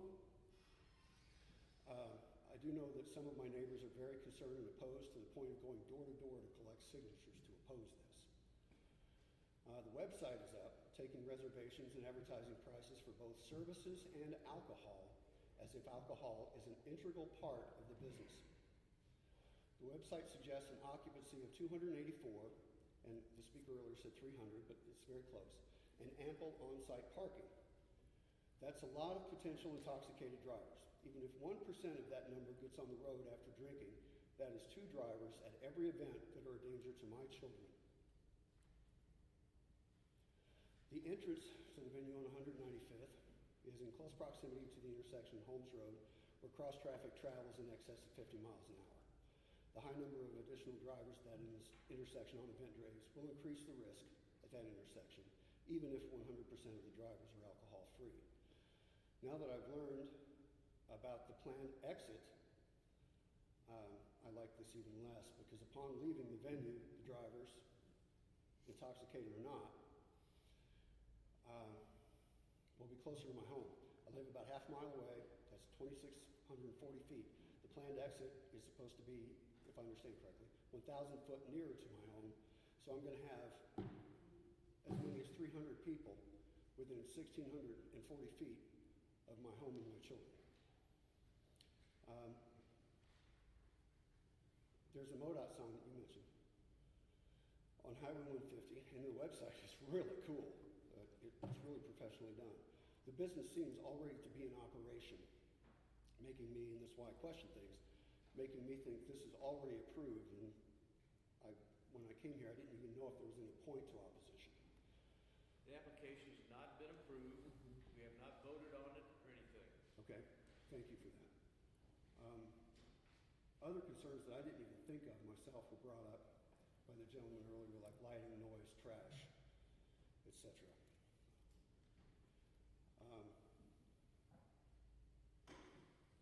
I'm a little just curious. How did he get an official MoDOT sign on the highway prior to the business being approved? That's just a curiosity. We'll ask him. All right, thank you. That's all I have to say. Thank you very much for your time. Do you have any questions? Hayes. Oh, you asked the previous speaker what primary concerns were. My primary I got it cons- written down here this time. I didn't write it. my I pri- got yours. primary concern is danger to my children. I did not write that down. Thank you.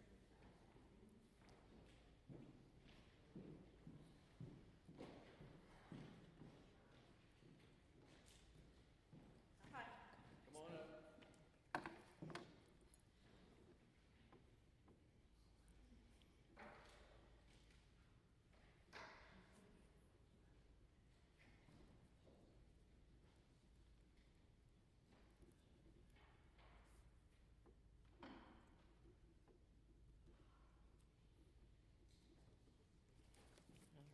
Hi. My name's Vanessa Poremski. You want me to spell that? Yeah. Okay. P-O-R. Sorry. P-O-R-E-M-B-S-K-I. Thank you. You're welcome. Alrighty. I live at 20007 South Prospect Avenue in Belton, just right around the corner from this project. So I was looking over the application and saw Mr. Brown had requested the standard wedding venue permission, but he has also added the ability to hold festivals, parties, performances, and fairs. He wants to have fairs in my neighborhood. He wanted to have car shows at one point, but I don't see that on the recent application, so I just want to go on the record that I am avidly against this. I will tell you, I was one of the one of the neighbors that went and met with Mr. Brown, and a lot of his information has changed from the time that I had initially met him. At one point, From one of those meetings, you Yes, mean? sir. Yes, sir. Tell me what's changed since Well, one of those 3 meetings. I only was at one meeting. Yeah. It was 3 different groups of neighbors. You attended one of the 3. I did. The time is all over the place. The closing time, all over the place. Yeah, all over the place. And at one point, obviously, he was going to have another building, and that building was going to hold 600 people, but that one kind of went away. At one point, I heard, and I don't know because there's been a lot of different people talk, but I believe he had said at one point he talked about having car shows, but I don't see that on this application. Not that that would be any different than having a festival or carnival or whatever it is he's planning. Anyway, so I've been a resident of Cass County for the past 12 years. I recently retired from Missouri Probation and Parole. Did you when he had that list of all the other events? Yes. What was the first thing that came to your mind? I can't say it. The Renaissance Festival came to my mind. The what? Renaissance actually, no, a 420 festival, that's what comes to my mind. I see. I mean, because that's, you know, who knows? Once this is approved, we have absolutely no control over Okay, this go ahead. chaos. Go ahead. Anyway, sorry. I retired from probation and parole after 23 years. The last 4 years of my career, I was the Cass County DUI court officer with Judge Michael Rumling. So I am familiar with DWIs, I'm familiar with Holmes Road, I'm familiar with this county. I've personally dealt with a lot of dangerous driving on Holmes Road. A good friend of mine's son's grandparents, the Hennings, I don't know if you're familiar with them, they were driving on Holmes Road, and they were killed by a drunk driver on Holmes Road. And my son and I saw that. They were residents of Loch Lloyd. My son and I saw a motorcycle rider that had been ripped in half, and I've been run off the road personally by a man that was having a seizure. So, and if you go up and down Holmes Road, there are tons of alcohol, beer, all kinds of trash. So there's people already driving erratically now and already drinking. The accidents almost daily. It's truly one of the most dangerous stretches of roads in Cass County, and I too wanted to get something from the Missouri Highway Patrol, but their list is long. The roads are narrow with no shoulders. Guests are leaving at night, and they're not familiar with the area. They're turning onto Holmes Road or crossing 199th. Roads are narrow with no shoulders. They're dangerous enough at daylight, let alone after night with too much to drink. People spend all the time and they pass when they shouldn't. Like I said, we see beer bottles and alcohol in the ditches. And it's really unfortunate that Mr. Brown adopted 150 Highway and not Holmes Road, because Holmes Road is the one that's covered in alcohol litter. So there's drunk people on these roads already. These party guests are not familiar with the area, and it makes them more dangerous for them and for us being the innocent bystanders. And, you know, hopefully we're just not at the wrong place at the wrong time. And at 195th at Holmes, we too have a cross there. I'm aware of 2 vehicle-related deaths at the intersection of 195th at Holmes. Another person's car went over the edge and into the railroad track. Peggy Bruce is going to get up here and speak shortly. She was rear-ended with her car flipped into the ditch by someone who came over the rise in the road and didn't slow down while she was waiting her turn. That's not even counting the deaths that result, the accidents that results in death. So my question is Cass County going to be able to send traffic cops out when these kind of venue events are released out into the community? And to be clear, once he's granted permission for this venue, the neighbors, all of us here, we're not going to have any recourse. If Mr. Brown follows the rules, great. If he doesn't follow the rules, but we're not going to know how many people are on his property. It's 130 acres. So I've lived in the country most of my life. When you live in the country, 5 to 10 mile radius are considered your neighbors. Mr. Brown has no intention of living on the property. At this time, I don't believe he plans on being at a lot of these events he has scheduled. I believe he's going to be hiring a property or event coordinator along with a bartender. I'm not even sure how this works, if this is a bar or I don't know. Our law enforcement is already stretched thin enough, and Mr. Brown has requested permission for events 365 days a year, with as many events as possible. This is a business that he has moved here from Arizona to build. He does not live in this community. This is just a business. This is a recipe for disaster. I can't imagine how the property manager and event coordinator is going to be held responsible for the alcohol consumption of 300 people in an event space. So my question to you is, who's going to be held accountable? Mr. Brown's LLC, Cass County, who's responsible for this? As far as, will he be under the same? How much more do you have? Not much. Okay, go for it. Okay, will he have the same legal obligations as a bar? And since he will have his own bartender and staff, and then how do the festivals work? So, anyway, that's pretty much all I have. Okay. I appreciate you coming forward and sharing that with us. I appreciate you listening to us. Okay, some of you were here the last time we met with respect to this application, And I forgot to say something at the beginning that I said at the last one. If I hear a topic more than 3 times, I'm going to shut you off. I've heard traffic 3 times, I'm done with it. I've heard noise, I've heard alcoholism, I've heard enough. I know, we know. Dream up a different topic. Anybody else want to come up? I do. Please come up, ma'am. I'm Peggy Bruce, the one that went in the ditch in my car.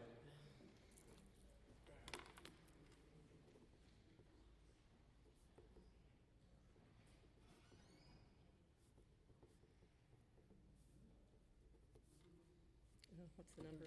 3-1. 34. 313. 3-1-3-4. Okay. I am here to talk about noise, but I want to have a couple of handouts because Matt Brown is a very likable guy, and I have enjoyed meeting him, but I feel like what he is telling us is not what's in the application. So this is also, here you go, Gary. This is as much about what's in the application versus what he says to us and to you as anything else.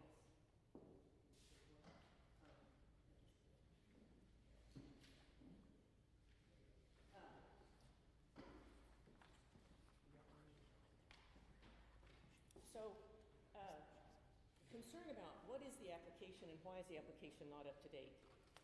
Number 2 is talking about a high-end luxury wedding venue and people staying in Belton. I love Belton. I've lived out here since 1988, and I think the world of Belton.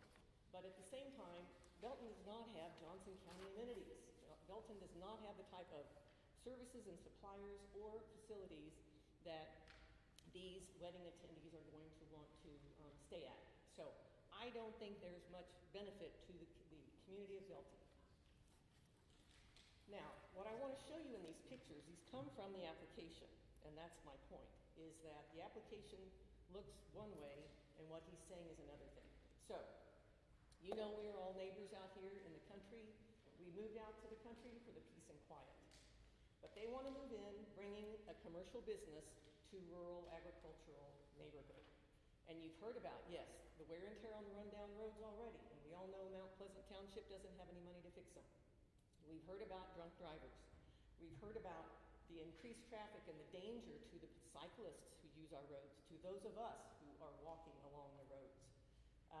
But the biggest issue is noise, and that's what I want to point out here in this handout. So page 1, Mr. Brown talked about the wedding venues and the west side of the building having an outdoor space. He talks about receptions being inside, but this outdoor space is big. It has a bar out there, and it has ceiling-mounted heaters. So obviously it's going to be used for something. So to me that means outdoor events with music and talking and loudspeakers. Also look on this page at all the little red arrows down both sides of the building. Those are double doors. They can all be opened, thrown open to allow the fresh air in on an afternoon or an evening, late at night, allowing the sound of the music to escape. So indoor reception, but open doors and windows means sound coming our way. Page 2. This is a visual of the property included in the application. Mr. Brown has talked about planting a row of evergreens up along 195th Street. Okay? As a way of mitigating some of the sound. Studies show, though, that is woefully inadequate, will not be effective at all, because the studies show you need to plant a barrier of at least 25 to 30 feet thick to have any impact on sound. And that barrier needs to be planted within 50 feet of the source of the sound. So this row of trees out here that's a football field away from the event venue is going to have no impact. Multiplying that is some of these trees to the west of the driveway are located across from empty cropland. That's a waste of money. That doesn't do anybody any good. The trees need to be planted close to the building and to keep sound from going to the northeast and directly to the east. Mr. Brown says there's a lot of trees on the property already. I can stand on my property at my horse barn with a clear view to the event space. There is no tree, there are no bushes, there's nothing between me and him. And I'm about maybe 1,500 feet away when I do that. So, we all know sound travels in the country. Page 3. We've talked about the parking lot, and this is a great example when you ask Vanessa what has changed. Mr. Brown has more than once said he's going to use ambient lighting, low to the ground, etc. Mr. Brown has said there's bedrooms in the plan for people to spend the night, but they're not going to allow that anymore. The application and the plans in front of all of us have street lights on parking islands. Street lights on parking islands, as in the parking lot. So that to me says, besides the sound destroying our peace and quiet, we're going to have basically a Walmart parking lot plopped in the middle of a pasture in the country with high street lights lighting it. That ruins the beautiful night sky. What's the point of living out here if we can't enjoy our surroundings? All right? So, inconsistencies with what he says, and I was one of the people at the meeting in November, and that's your 4th page. That's the handout that he gave us on November. I went to the meeting on November 20th. And the red arrow there is, again, about noise, because that's really what I wanted to highlight. He talks about wedding receptions taking place inside. I've talked about how sound can escape, and, wedding receptions outside because they planned the space for it. He's talked about how their music should be less disruptive to us than the trains that pass by on the track. Big difference. A train is passing by for a minute or so. Even if it blows its whistle, that's background white noise. That's very different than listening to loud music, loud speakers, until 11 o'clock at night or 10 o'clock outside. Every weekend during good weather. And even bad weather if they've got the outside heaters on that patio. Not the same at all. So feeling that noise pollution is a really big issue. We've done a lot of research into the statutes, rules, and regulations. We haven't found any noise regulations for Mount Pleasant Township or Cass County, maybe because they haven't been needed until now. But that might be something we need to introduce, is noise restrictions for this area, regardless of whether this goes forward or not.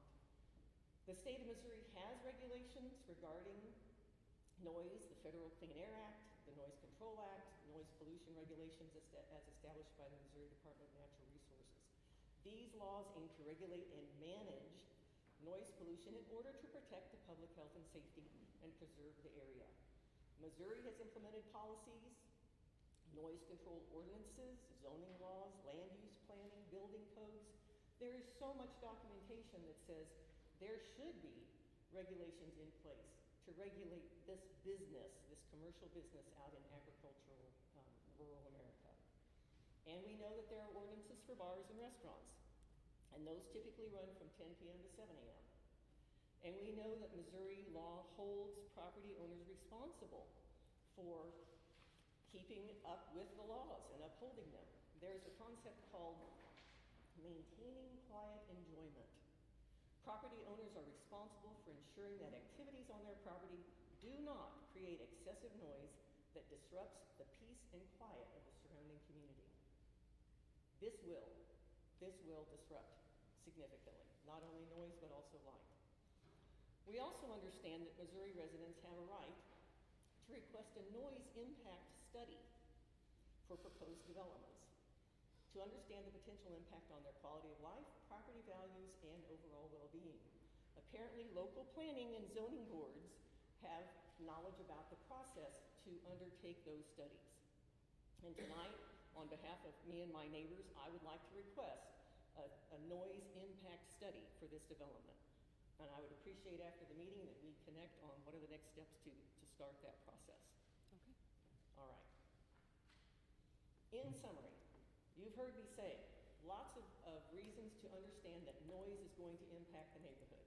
You've seen it in the application from Mr. Brown himself. You've also heard me talk about the litany, the array of Missouri, state, federal, and county noise ordinances, laws, regulations. I think those should be fully applied in this case. I think this is a great example of bringing the existing noise pollution regulations to bear. And so I am asking tonight that you not approve the application for Spring Lake Wedding Venue.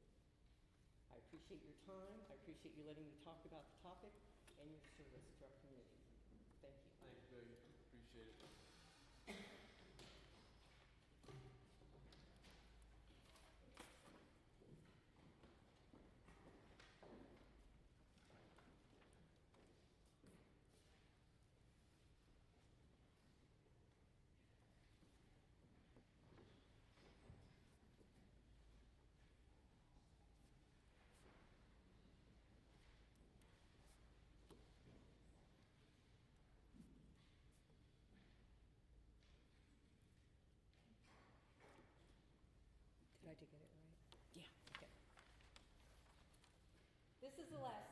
I would ever want to do. What's the first thing? Oh, I'm sorry. The first thing is, Your name? my name is Pam Ray. Pam Ray? Yes, I live about a mile and a half from the proposed venue space. Thank you. I would not be standing here unless I was passionate and believed that my neighborhood is my neighborhood. And I'm going to try to read this. We are curious, all of us here, all of us neighbors, our community. We are curious. Why does someone purchase a rural property and then pursue rezoning the property to install a venue, a wedding venue, an event space? Is it for the community's benefit? No, it is not. It is a very selfish reason. It is for their own benefit. It is not. It is to make money by rezoning the rural property.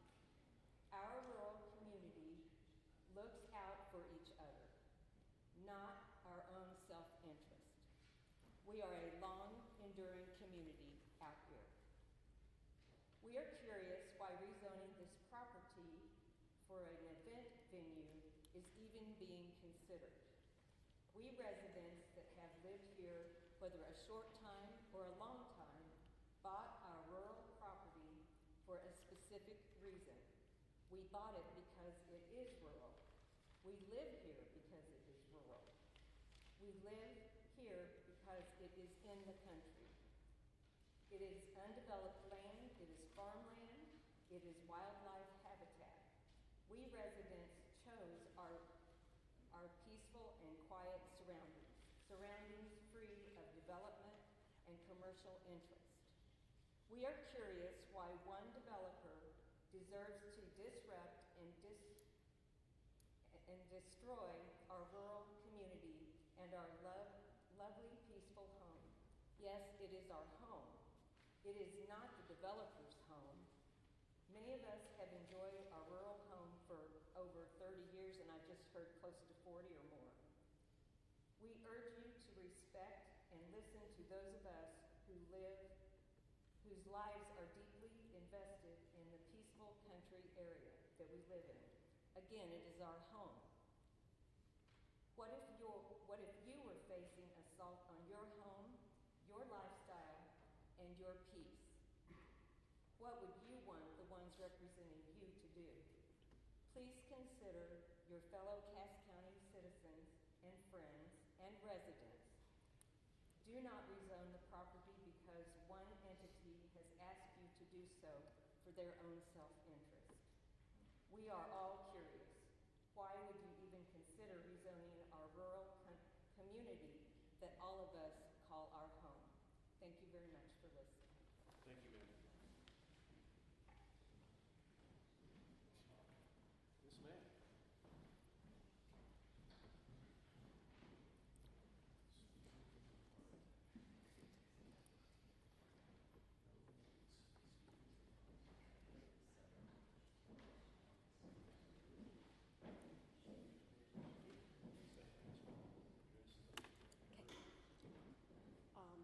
I will be fast because I do. Pull that microphone closer to you, down. I need a step stool. You don't have to talk fast, just talk steady. I get very nervous. Who are you?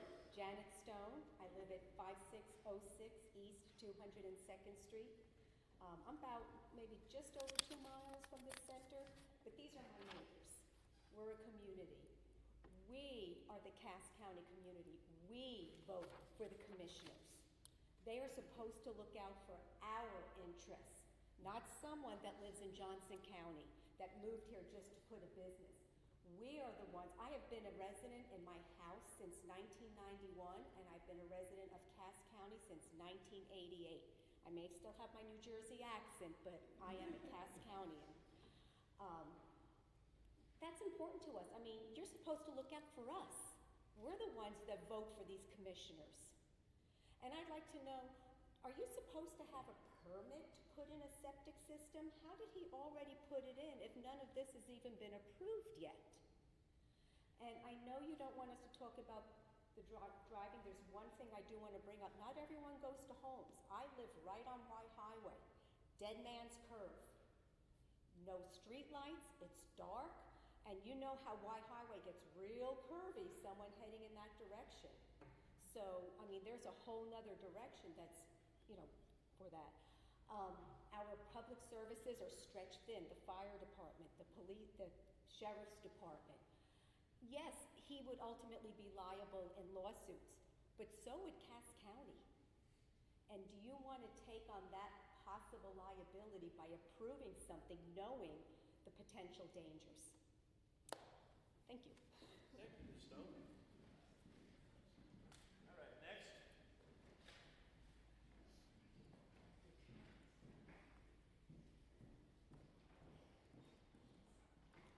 How many more after your name? My name, Diana Swafford. How many more after Miss Swafford? We're all going to go 5 times. Yeah, you think? No. You think you are. Three more. All right, let's keep it under 5 minutes. Been here long enough. We've heard everything.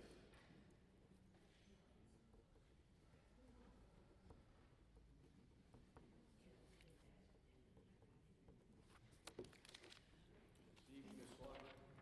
Thank you. Good evening, and I thank you for your time.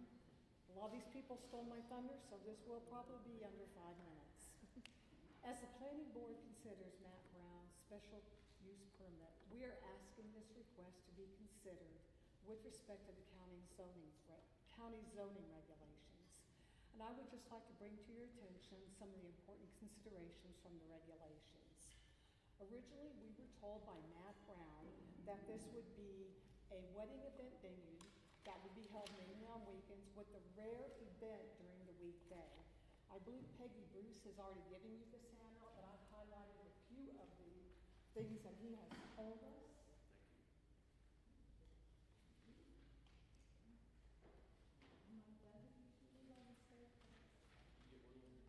Yeah, did I give you 2 by mistake? Oh, I'm sorry, did you not give me one? Thank you. Would you guys like one? I need one. Absolutely. There you go. Thank you. But I looked at his website and took a screenshot of it, and I see 17 different types of events that he is offering to be held at this site. And they are now taking reservations for this beginning in the spring of 2026 before this permit has even been issued. So here's the screenshot of the website. It was taken on February 23rd, which was Sunday.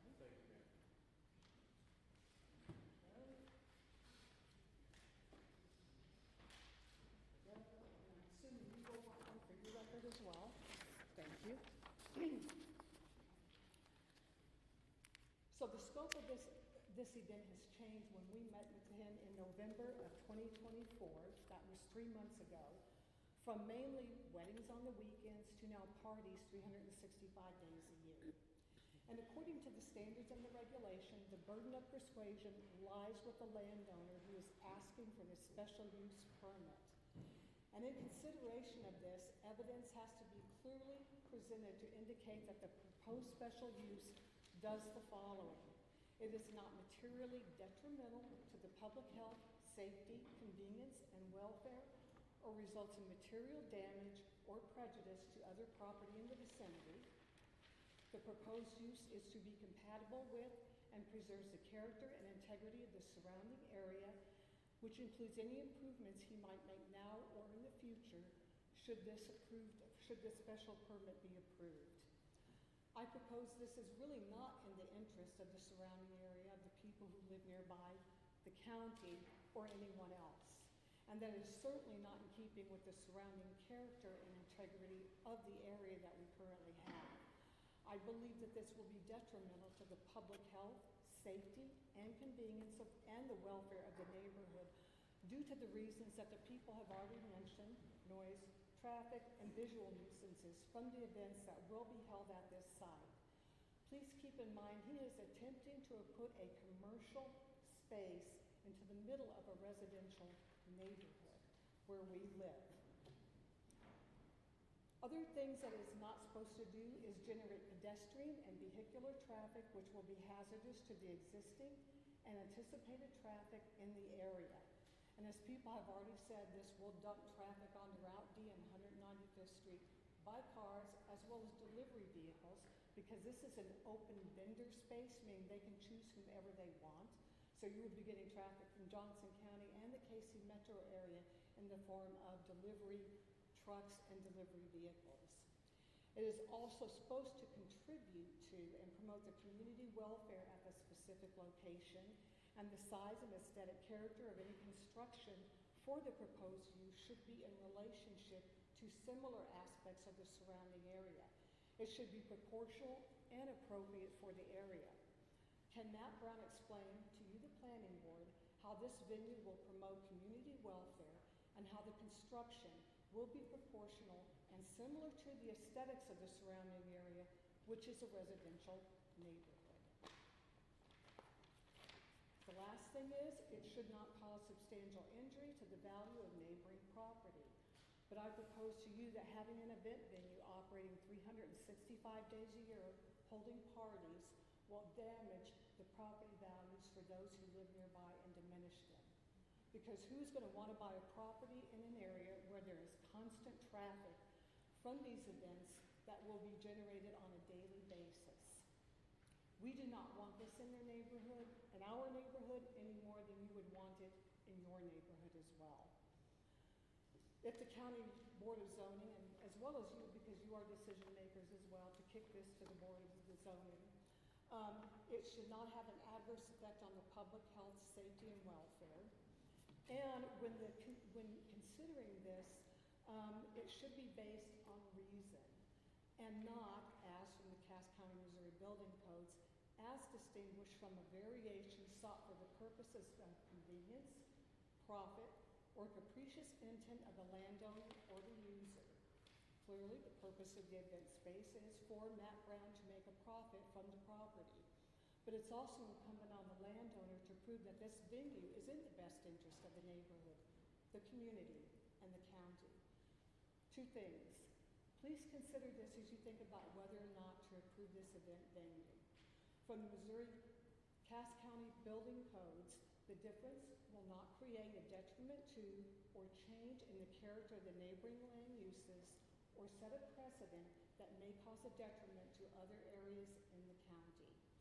And I ask you this to think about. Will the approval of this event venue open the floodgates to more unplanned development in the area? And is this in the best interest of the neighborhood where it replanted, the surrounding area, and the county? Or will this benefit one person, Matt Brown? Thank you for your time.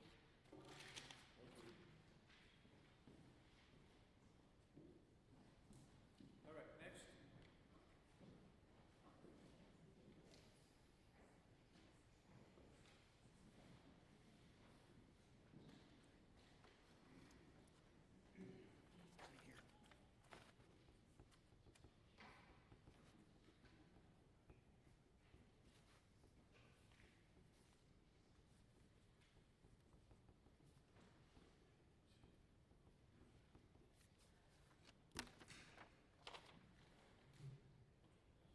Hi, my name is Keith Kropp. I live at 1802 East 195th Street, which is catty corner to the property that we're discussing tonight. I had a lot of things I wanted to discuss, but to save time, I'm just going to reduce it to 3, if that's okay. The first one I wanted to discuss is Mr. Brown has talked about helping neighbors and local businesses. When we had our discussion with him, private meetings that he talked about with you guys, I challenged him by asking him a simple question. I said, could the local neighbors hold an event at the venue like end of the year celebration? And his response was, oh, I will allow local clubs and others, like nonprofit groups, to use the facility. That was not my question. My question was, what about the neighbors? So my assumption is, and I can only assume that the answer is no. So how is that helping the neighbors in any way? The second concern I have is firearm use at the facility. Since we live basically directly across the street, there have been several times when we've heard gunshots coming from the facility. And this isn't just someone sighting in a gun. This is someone who shoots around 10 rounds, pauses, shoots another 10 rounds, pauses, and shoots another 10 rounds. And it goes on for 30 minutes to an hour. And my question is, who is using the firearms on this facility, and what are they shooting? As far as I know, there's not a shooting range on the facility or on the premises, so I have no idea what's going on. And is he going to allow shooting at the facility or during events? I don't know that. It doesn't really state that in the application. My other concern that I have is more dealing with safety. And in this concern, I don't know if you know it or not, but the facility sits about 1,950 feet from the end of the Arrowhead Air Park runway, number 33. If you look at the FAA regulations, 14 CR 91.119, it states that an airplane must maintain a minimum safe distance to persons and property on the surface of 1,000 feet over congested areas. Congested areas would be stuff like the city of Belton. It also states that the airplane must maintain a minimum safe distance to persons and property on the surface of 500 feet over non-congested areas. Mount Pleasant Township falls into that non-congested area. However, the minimum safe distances do not apply during takeoff and landings. And this is where my concern lies. If you look at the proposed runway and assume that the airplane, when it takes off from that runway, maintains the heading of 330, which is the runway that they would be on, runway 33, the plane would pass by the building that we're talking about at only 250 feet east of the building. Now that's a concern, but a bigger concern is how high up off the ground is that airplane as it passes the building. And that can be calculated if you know some information about the distance and the angle of takeoff. So if you assume my arm here, my finger is the end of the runway, my elbow is the building that we're talking about, that's 1,950 feet. A single engine plane usually takes off between an angle of 8 or 12 degrees. If you use trigonometry to come up with the answer of what the height would be from my right finger to my elbow, which would be the height above the ground, at a takeoff angle of 8 degrees, it'd only be 274 feet above the ground. At a 12-degree angle, it'd be 414 feet above the ground. That's extremely close to the building. And I think it would be a problem. If you change your assumptions, which is what Mr. Wilcox, who is part of the air park, has talked about, you would take off not at the end of the runway, but somewhere further down the runway. So if we assume it's 1,000 feet down the runway, this distance now becomes 2,950 feet.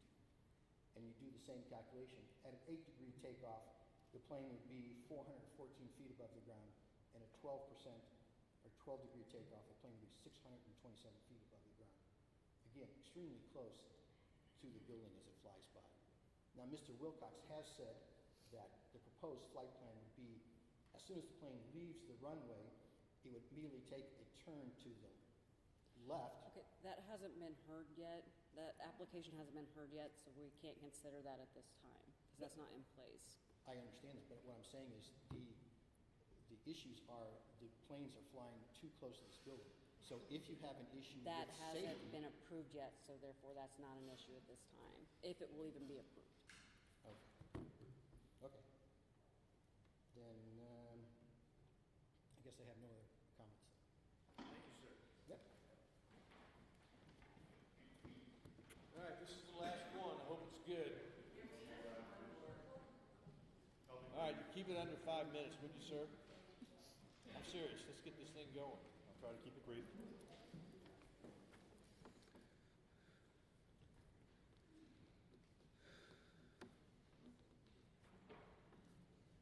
Take 5 minutes just to write my address. 3134. 3134. Thank you. All right. I know you all heard a lot. I'll keep it brief. What's your name? My name is Peter Hallberg. I live at 21211 Southeast Clover Hills Road. So I do appreciate your continued focus and attention here. When I get what I want, I will do what I want. That's essentially the proposal that's before you right now. He says he's going to care about the community, the noise, the traffic, the drinking, and all that other sort of but his actions, and that we should trust him, that he's going to be a good neighbor. But his actions that you've heard demonstrate to us that we can't trust him in that regard.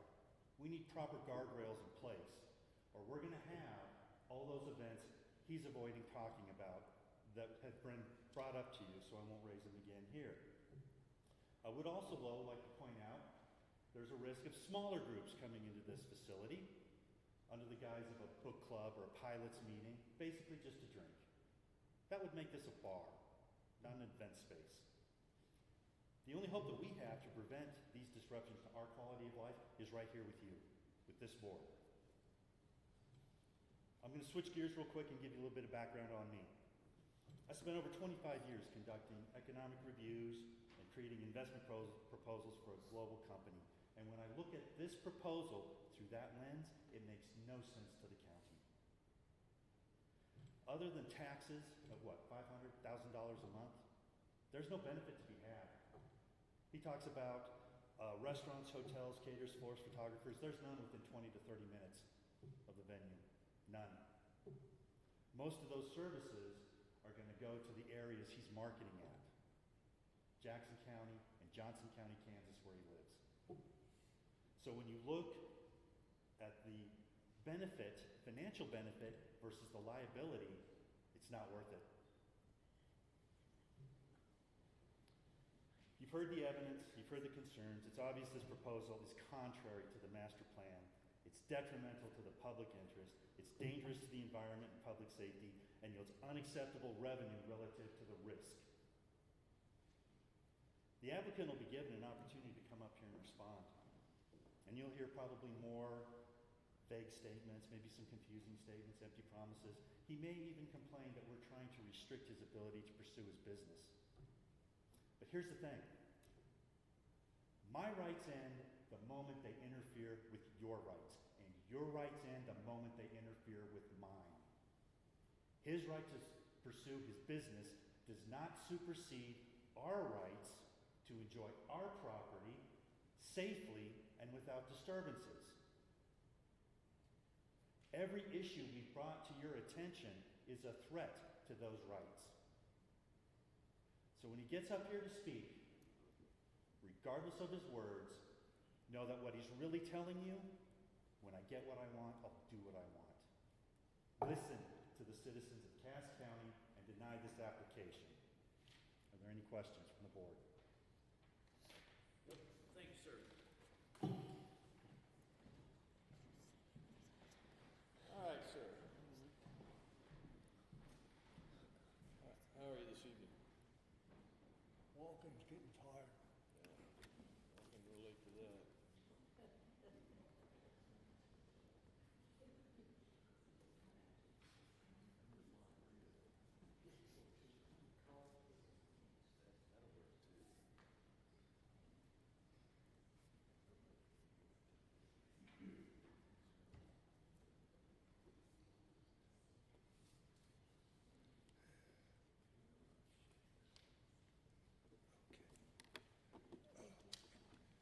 All right, good evening. Good evening. My name's Faces Walford, and I live right northeast of this proposed project. And Mr. Brown, he sure talked fast, can't he? Seems like to me. Anyway, I'd like to give this a little preamble before I give you my opposition to his project. I moved into Cass County about 35 years ago. At that time, it was what I considered a country county. I mind my business, you mind yours, we'll go our separate ways. Not anymore. Cass County is an urban county. It's just like Johnson County, Kansas, Wyandotte County, Platte, Clay, Eastern Jackson. There's only one difference. We're not getting the developments that we need. And I think I do not know the answer to that, but I do know part of it. There's a specialist called licensed licensed and certified urban planning and development specialist. Cass County don't have one. And that's what, they should be getting one post haste. Now then, that's about it. I'm not going to repeat all the things that's been said about opposition, but I will make two predictions. One prediction is that any money that Mr. Brown makes will go to Johnson County, Kansas. Cass County won't see a penny of it. Another prediction is sometime in the future, that's going to become such a public nuisance and liability to the county that they're going to try to revoke this special use license. When they do, be prepared to pay a lot of money. Thank you. All right, thank you, sir. All right, that ends the section. Now, Mr. Brown, please come forward and address the topics of conversation.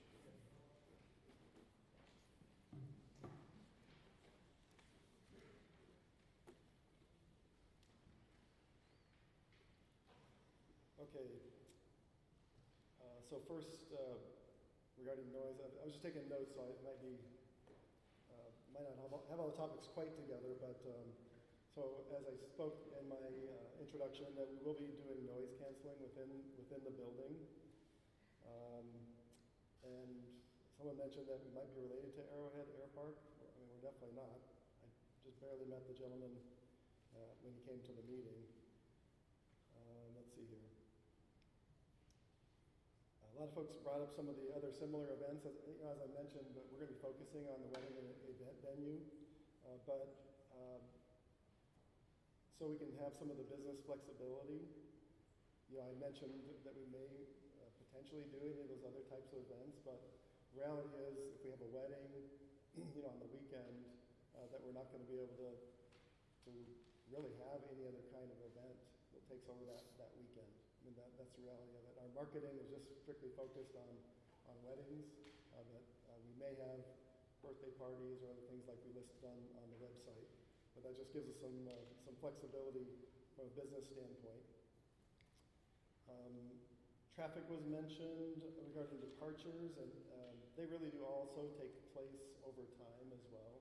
It's not as though once everything ends, everybody leaves at the same time. You have a number of folks that leave right after the ceremony that don't stay for the reception, and then people just slowly filter out during the reception. And usually the younger folks are the ones that stay a little bit later. Let's see here. So a general topic was talking about the drinking. As I mentioned, we will abide within the law, and anybody driving with DUI, that's already against the law, and we will not allow anybody to get drunk. So we'll follow any of the rules and regulations that there are out there, just like any of the bars or venues that are within the county already. A question was brought up about the sign, the MoDOT sign, and how did we get it? It's just a sponsor a highway for trash cleanup. So I was able to just simply file an application with them, submit the sign design, and then we just pay a monthly fee for that the company that MoDOT works with to do the trash pickup along the Highway 150. Some of the time changes we adjusted based on feedback from the previous meetings, and looking to accommodate and work with the community and with the county. I am invested in the community. I've got a big investment in the property, the home, the new construction. I go to church right over here at, oh goodness gracious, I'm forgetting the name of our own church, but Hope Church. So I'm invested in the community. I do live in Leawood, but I'm invested big time in the community, for sure. Let's see here. I think we will have a big positive impact economically to the area. you know, I won't list those again, I listed those in my opening statement. The outdoor patio area is just meant to be for a room flip. So in the wedding industry, if the ceremony is held inside the ceremony or the large ballroom space, after the ceremony, the folks just go out to that patio, which we do want to heat. So if there's inclement weather, but that's just strictly for like a holding place while we bring out tables for the reception to be set up. So that's its primary function. We do plan to plant more trees close to the building, again helping with the noise mitigation. And we aren't doing large street lights. We're doing the small bollard lights. Let's see here. Again, to noise, all the other previously approved venues seem to be able to coexist with residences. And I guess I kind of reiterate again, we're quite a long distance from all the residences in the area.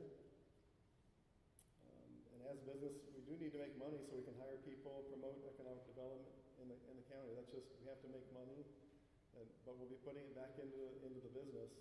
It's just the nature of running a business.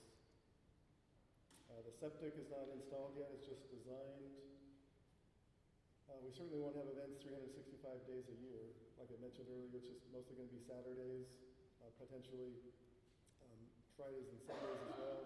There's definitely the possibility of weekday, but highly unlikely. People just generally don't get married during the week. I don't know the name of the venue that's in Lee Summit, but it's got a housing development nearby, and actually it does drive and actually help the property values go up. So that just generally happens. Let's see here. Neighbors can rent the space, you know, just like anyone else. We're totally fine with that. I think that's all. That's the end of my notes. How do you get a MoDOT sign? The MoDOT sign? Yeah. Yeah, I had seen one. Another company had sponsored one, and so I looked on the website for the company that MoDOT works with, and they just basically fill out the application. They submit it to MoDOT for approval, and they gave us the sign. And then they do. I think they do. I can't remember if it's every 2 weeks or every month. They do trash pickup on that section. So it's sponsoring the company to do trash pickup on behalf of MoDOT. Okay. Catch that, Mr. Hayes? Yes, it did. Thank you. All right. Any questions? You have some questions, Mr. Brown? I do. Go for it. They mentioned that they changed their hours of operation, which they say primarily their hours will be there, but they still have the option of being able to operate until 1 a.m. 7 days a week. I think that is a major concern for the neighbors and anyone in that area. So it says Monday through Thursday, 7 a.m. to 6 p.m., Friday through Sunday, 7 a.m. to 1 a.m., followed by there's possibility of events being hosted during weekday operations in which we would offer later hours of operation until 1 a.m., like the weekend. So therefore, their operation hours within the SUP are listed as 7 a.m. to 1 a.m. Because ultimately that's how. For all 7 days. For all 7 days. And they are saying primarily weddings, but it is open to these other options. They would still be limited to the 300 max, period. See how people are concerned about that? I do, and The problem with this is, there's 3 things on here that have, for you, wide open parameters. And it's bothersome to the local citizenry. Sure. Okay? The hours is one of them, keep jumping around, as you know. You try to help and then it gets back. So, what do you want to change it to this time? Or if at all? Leave it the same? I mean, I'd be happy to, if we could move it down to midnight. I think that'd be fine, because then what I could tuck up. Still 7 days a week, though? Well, so I think the challenge being that, like if I tell them that we're going to have them end festivities before 11, and you just give them like an hour just to get all their decorations out? On a Tuesday night or a Wednesday night. I mean, it's possible if they do a wedding That's on what I a wanted weekday. clarified. People will get up at work in the mornings, you know, and if you have something going on late, what it, Yeah. on a weeknight. It doesn't sound like he wants to change it. Not when you leave after you cleaned up. Oh, when the thing You ends? see what I'm saying? Okay, yeah. Well, and we do plan on ending at 11. I mean, that's the. Okay, let's put it this way. If you were a neighbor and you lived right next door, and you had something that ended at 11 o'clock on a Monday night or on a Tuesday night, and you got to get up at 5 o'clock the next morning to go to work, the owner of that operation doesn't live there, so they're not impacted by it. That's where the neighbors are coming concerned, where they don't feel like they're being heard. I see, yeah. So if there were any changes you would want to make before the board makes their decision, now would be the time. If there's not, then that's fine, and you're more than welcome to state that, and they can move forward with tonight's meeting. Okay, I gotcha. So if I'm hearing you correctly, maybe some flexibility to say, like if we ended at 10 p.m. on a weeknight, I mean, that may be helpful to us. Monday through Thursday. Is that all right? This is entirely up to you. I'm just going based on what You threw it out there, what are your thoughts? what the residents are stating. But if he doesn't want to change it or whichever, Nothing from the crowd, done. then if there was changes made tonight, depending on what the vote would, that would still go to the commission next week. They would have their chance to speak again next week at that meeting. Please hold it down out there. It's scheduled for Okay? next Wednesday. Right? Is that when we got that heard? It's in the paper. You want me to suspend the meeting for 5 minutes and you can go outside and finish up your conversations with whomever you're talking to other than yourself? I'm not saying anything. I can hear you, Ms. Stone. I wasn't saying anything. All right. I was thinking. All right. All right, so what It's do you guys entirely think? up to him. And you guys? You guys want 10? Monday through Thursday? Yeah. Gets late enough. Is that good? That's Where do you want better it? than 1 o'clock. Huh? A lot better than 1 o'clock. Yeah. So would you agree to 10 o'clock? Yeah, that seems reasonable to me. Yeah. Yeah, like again, I don't think we're gonna have hardly any events those days. That's totally fine. I can make that restriction. Place, and you want to keep it full as much as possible. That's the whole secret. And I know most of them events won't have alcohol in them. But some will. Then what's Friday and Sunday? 1? That's what they had proposed, yes.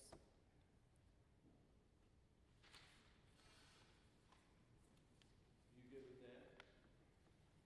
That's my bedtime. Let's go with 1. Now,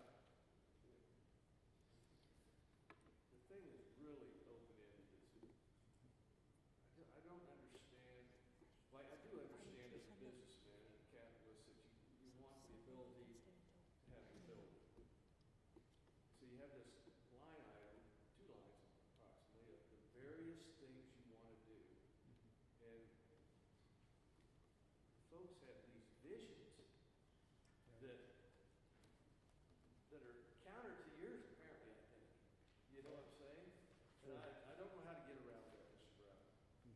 Because you want the opportunity to drive revenue, top line revenue, so you can make this thing work. And we're worried about weird shit happening out there. Pardon my French. So, anyway. All right, any other questions, Mr. Brown? Thank you, sir. Okay, thank you. Yep. All right, Valerie, you got anything else you want to say? No, sir. No, you don't? No, Okay, I you guys don't. have any questions of anybody? All right, the chair would accept the motion at this time. I make a motion to deny application 3134 as submitted, and the planning board report will state such respectively. change to, With the change. with the change, okay. So Lynn has made the recommendation that we deny the approval of application 3134 as submitted with the changes. Is there a second? Second. Obi with the second. All right, Mike, what's your vote? There's a lot of open-ended. All right, what's, I just can't. all in favor? Yes. To deny. To deny. To deny? To deny. Yeah, all right. 4 to deny, none to not deny, no abstentions. Mr. Brown, we've made the recommendation to deny your application. However, it will come to the commissioners on March 5th at noon, so you want to be there to represent yourself. 3rd floor. Okay, thank you.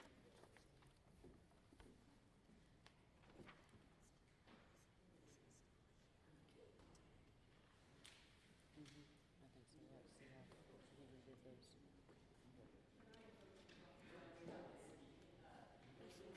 We still have another application to be heard. Yeah, and as far as the noise ordinance or anything like that, you would probably, your best bet would be to address the commission, because they're the ones that start the ordinance changes. We have one more piece of business, if you want to stick around and listen to regulations for data centers.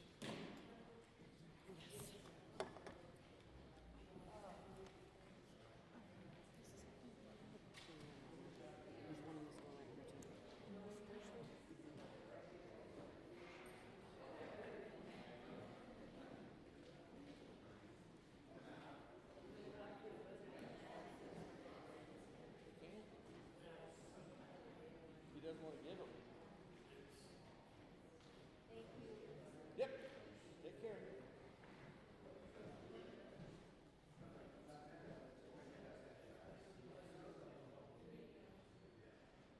So how many of you want to speak?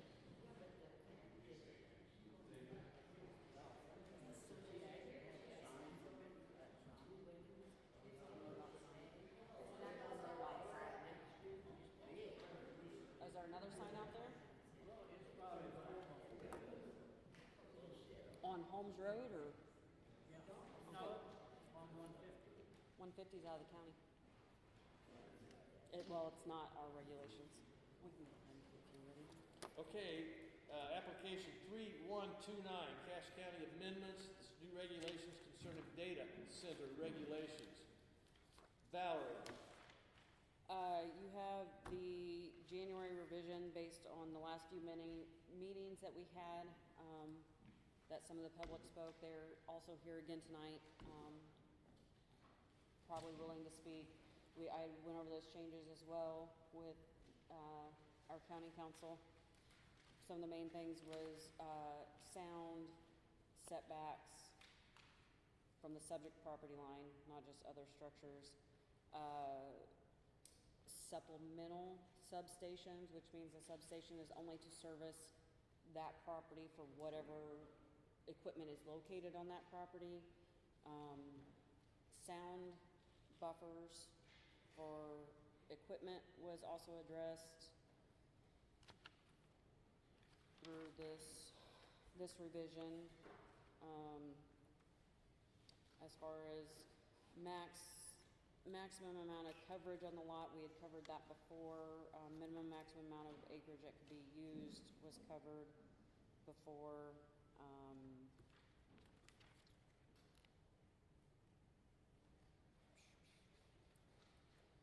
The sound decibels,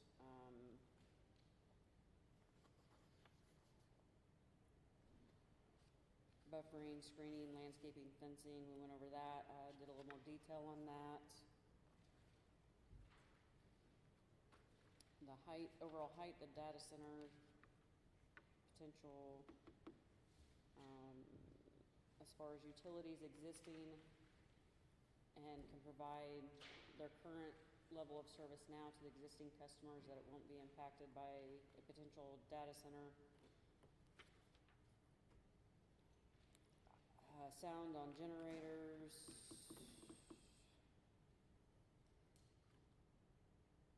Battery storages. There was a lot of minor modifications over the last few meetings. meetings. I hope we have met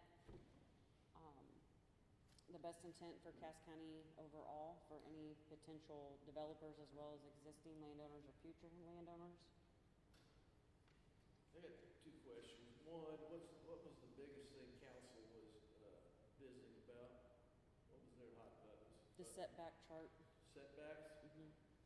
That it? That was one of the main things, and then we had open discussion on substations to service a data center. The way our zoning order is written now is a substation would in and of its own require its own special use permit and own zoning action, but we heard the people that spoke, and we put that as part of this action. So if someone was to come and apply, it would be one action to include that as well, so a potential developer wouldn't have to go through a separate action for a substation, provided it's only servicing this site. It cannot provide service for off-site structures. Second question, 5 folks here infused. We've had some really tremendous response, education, involvement from them.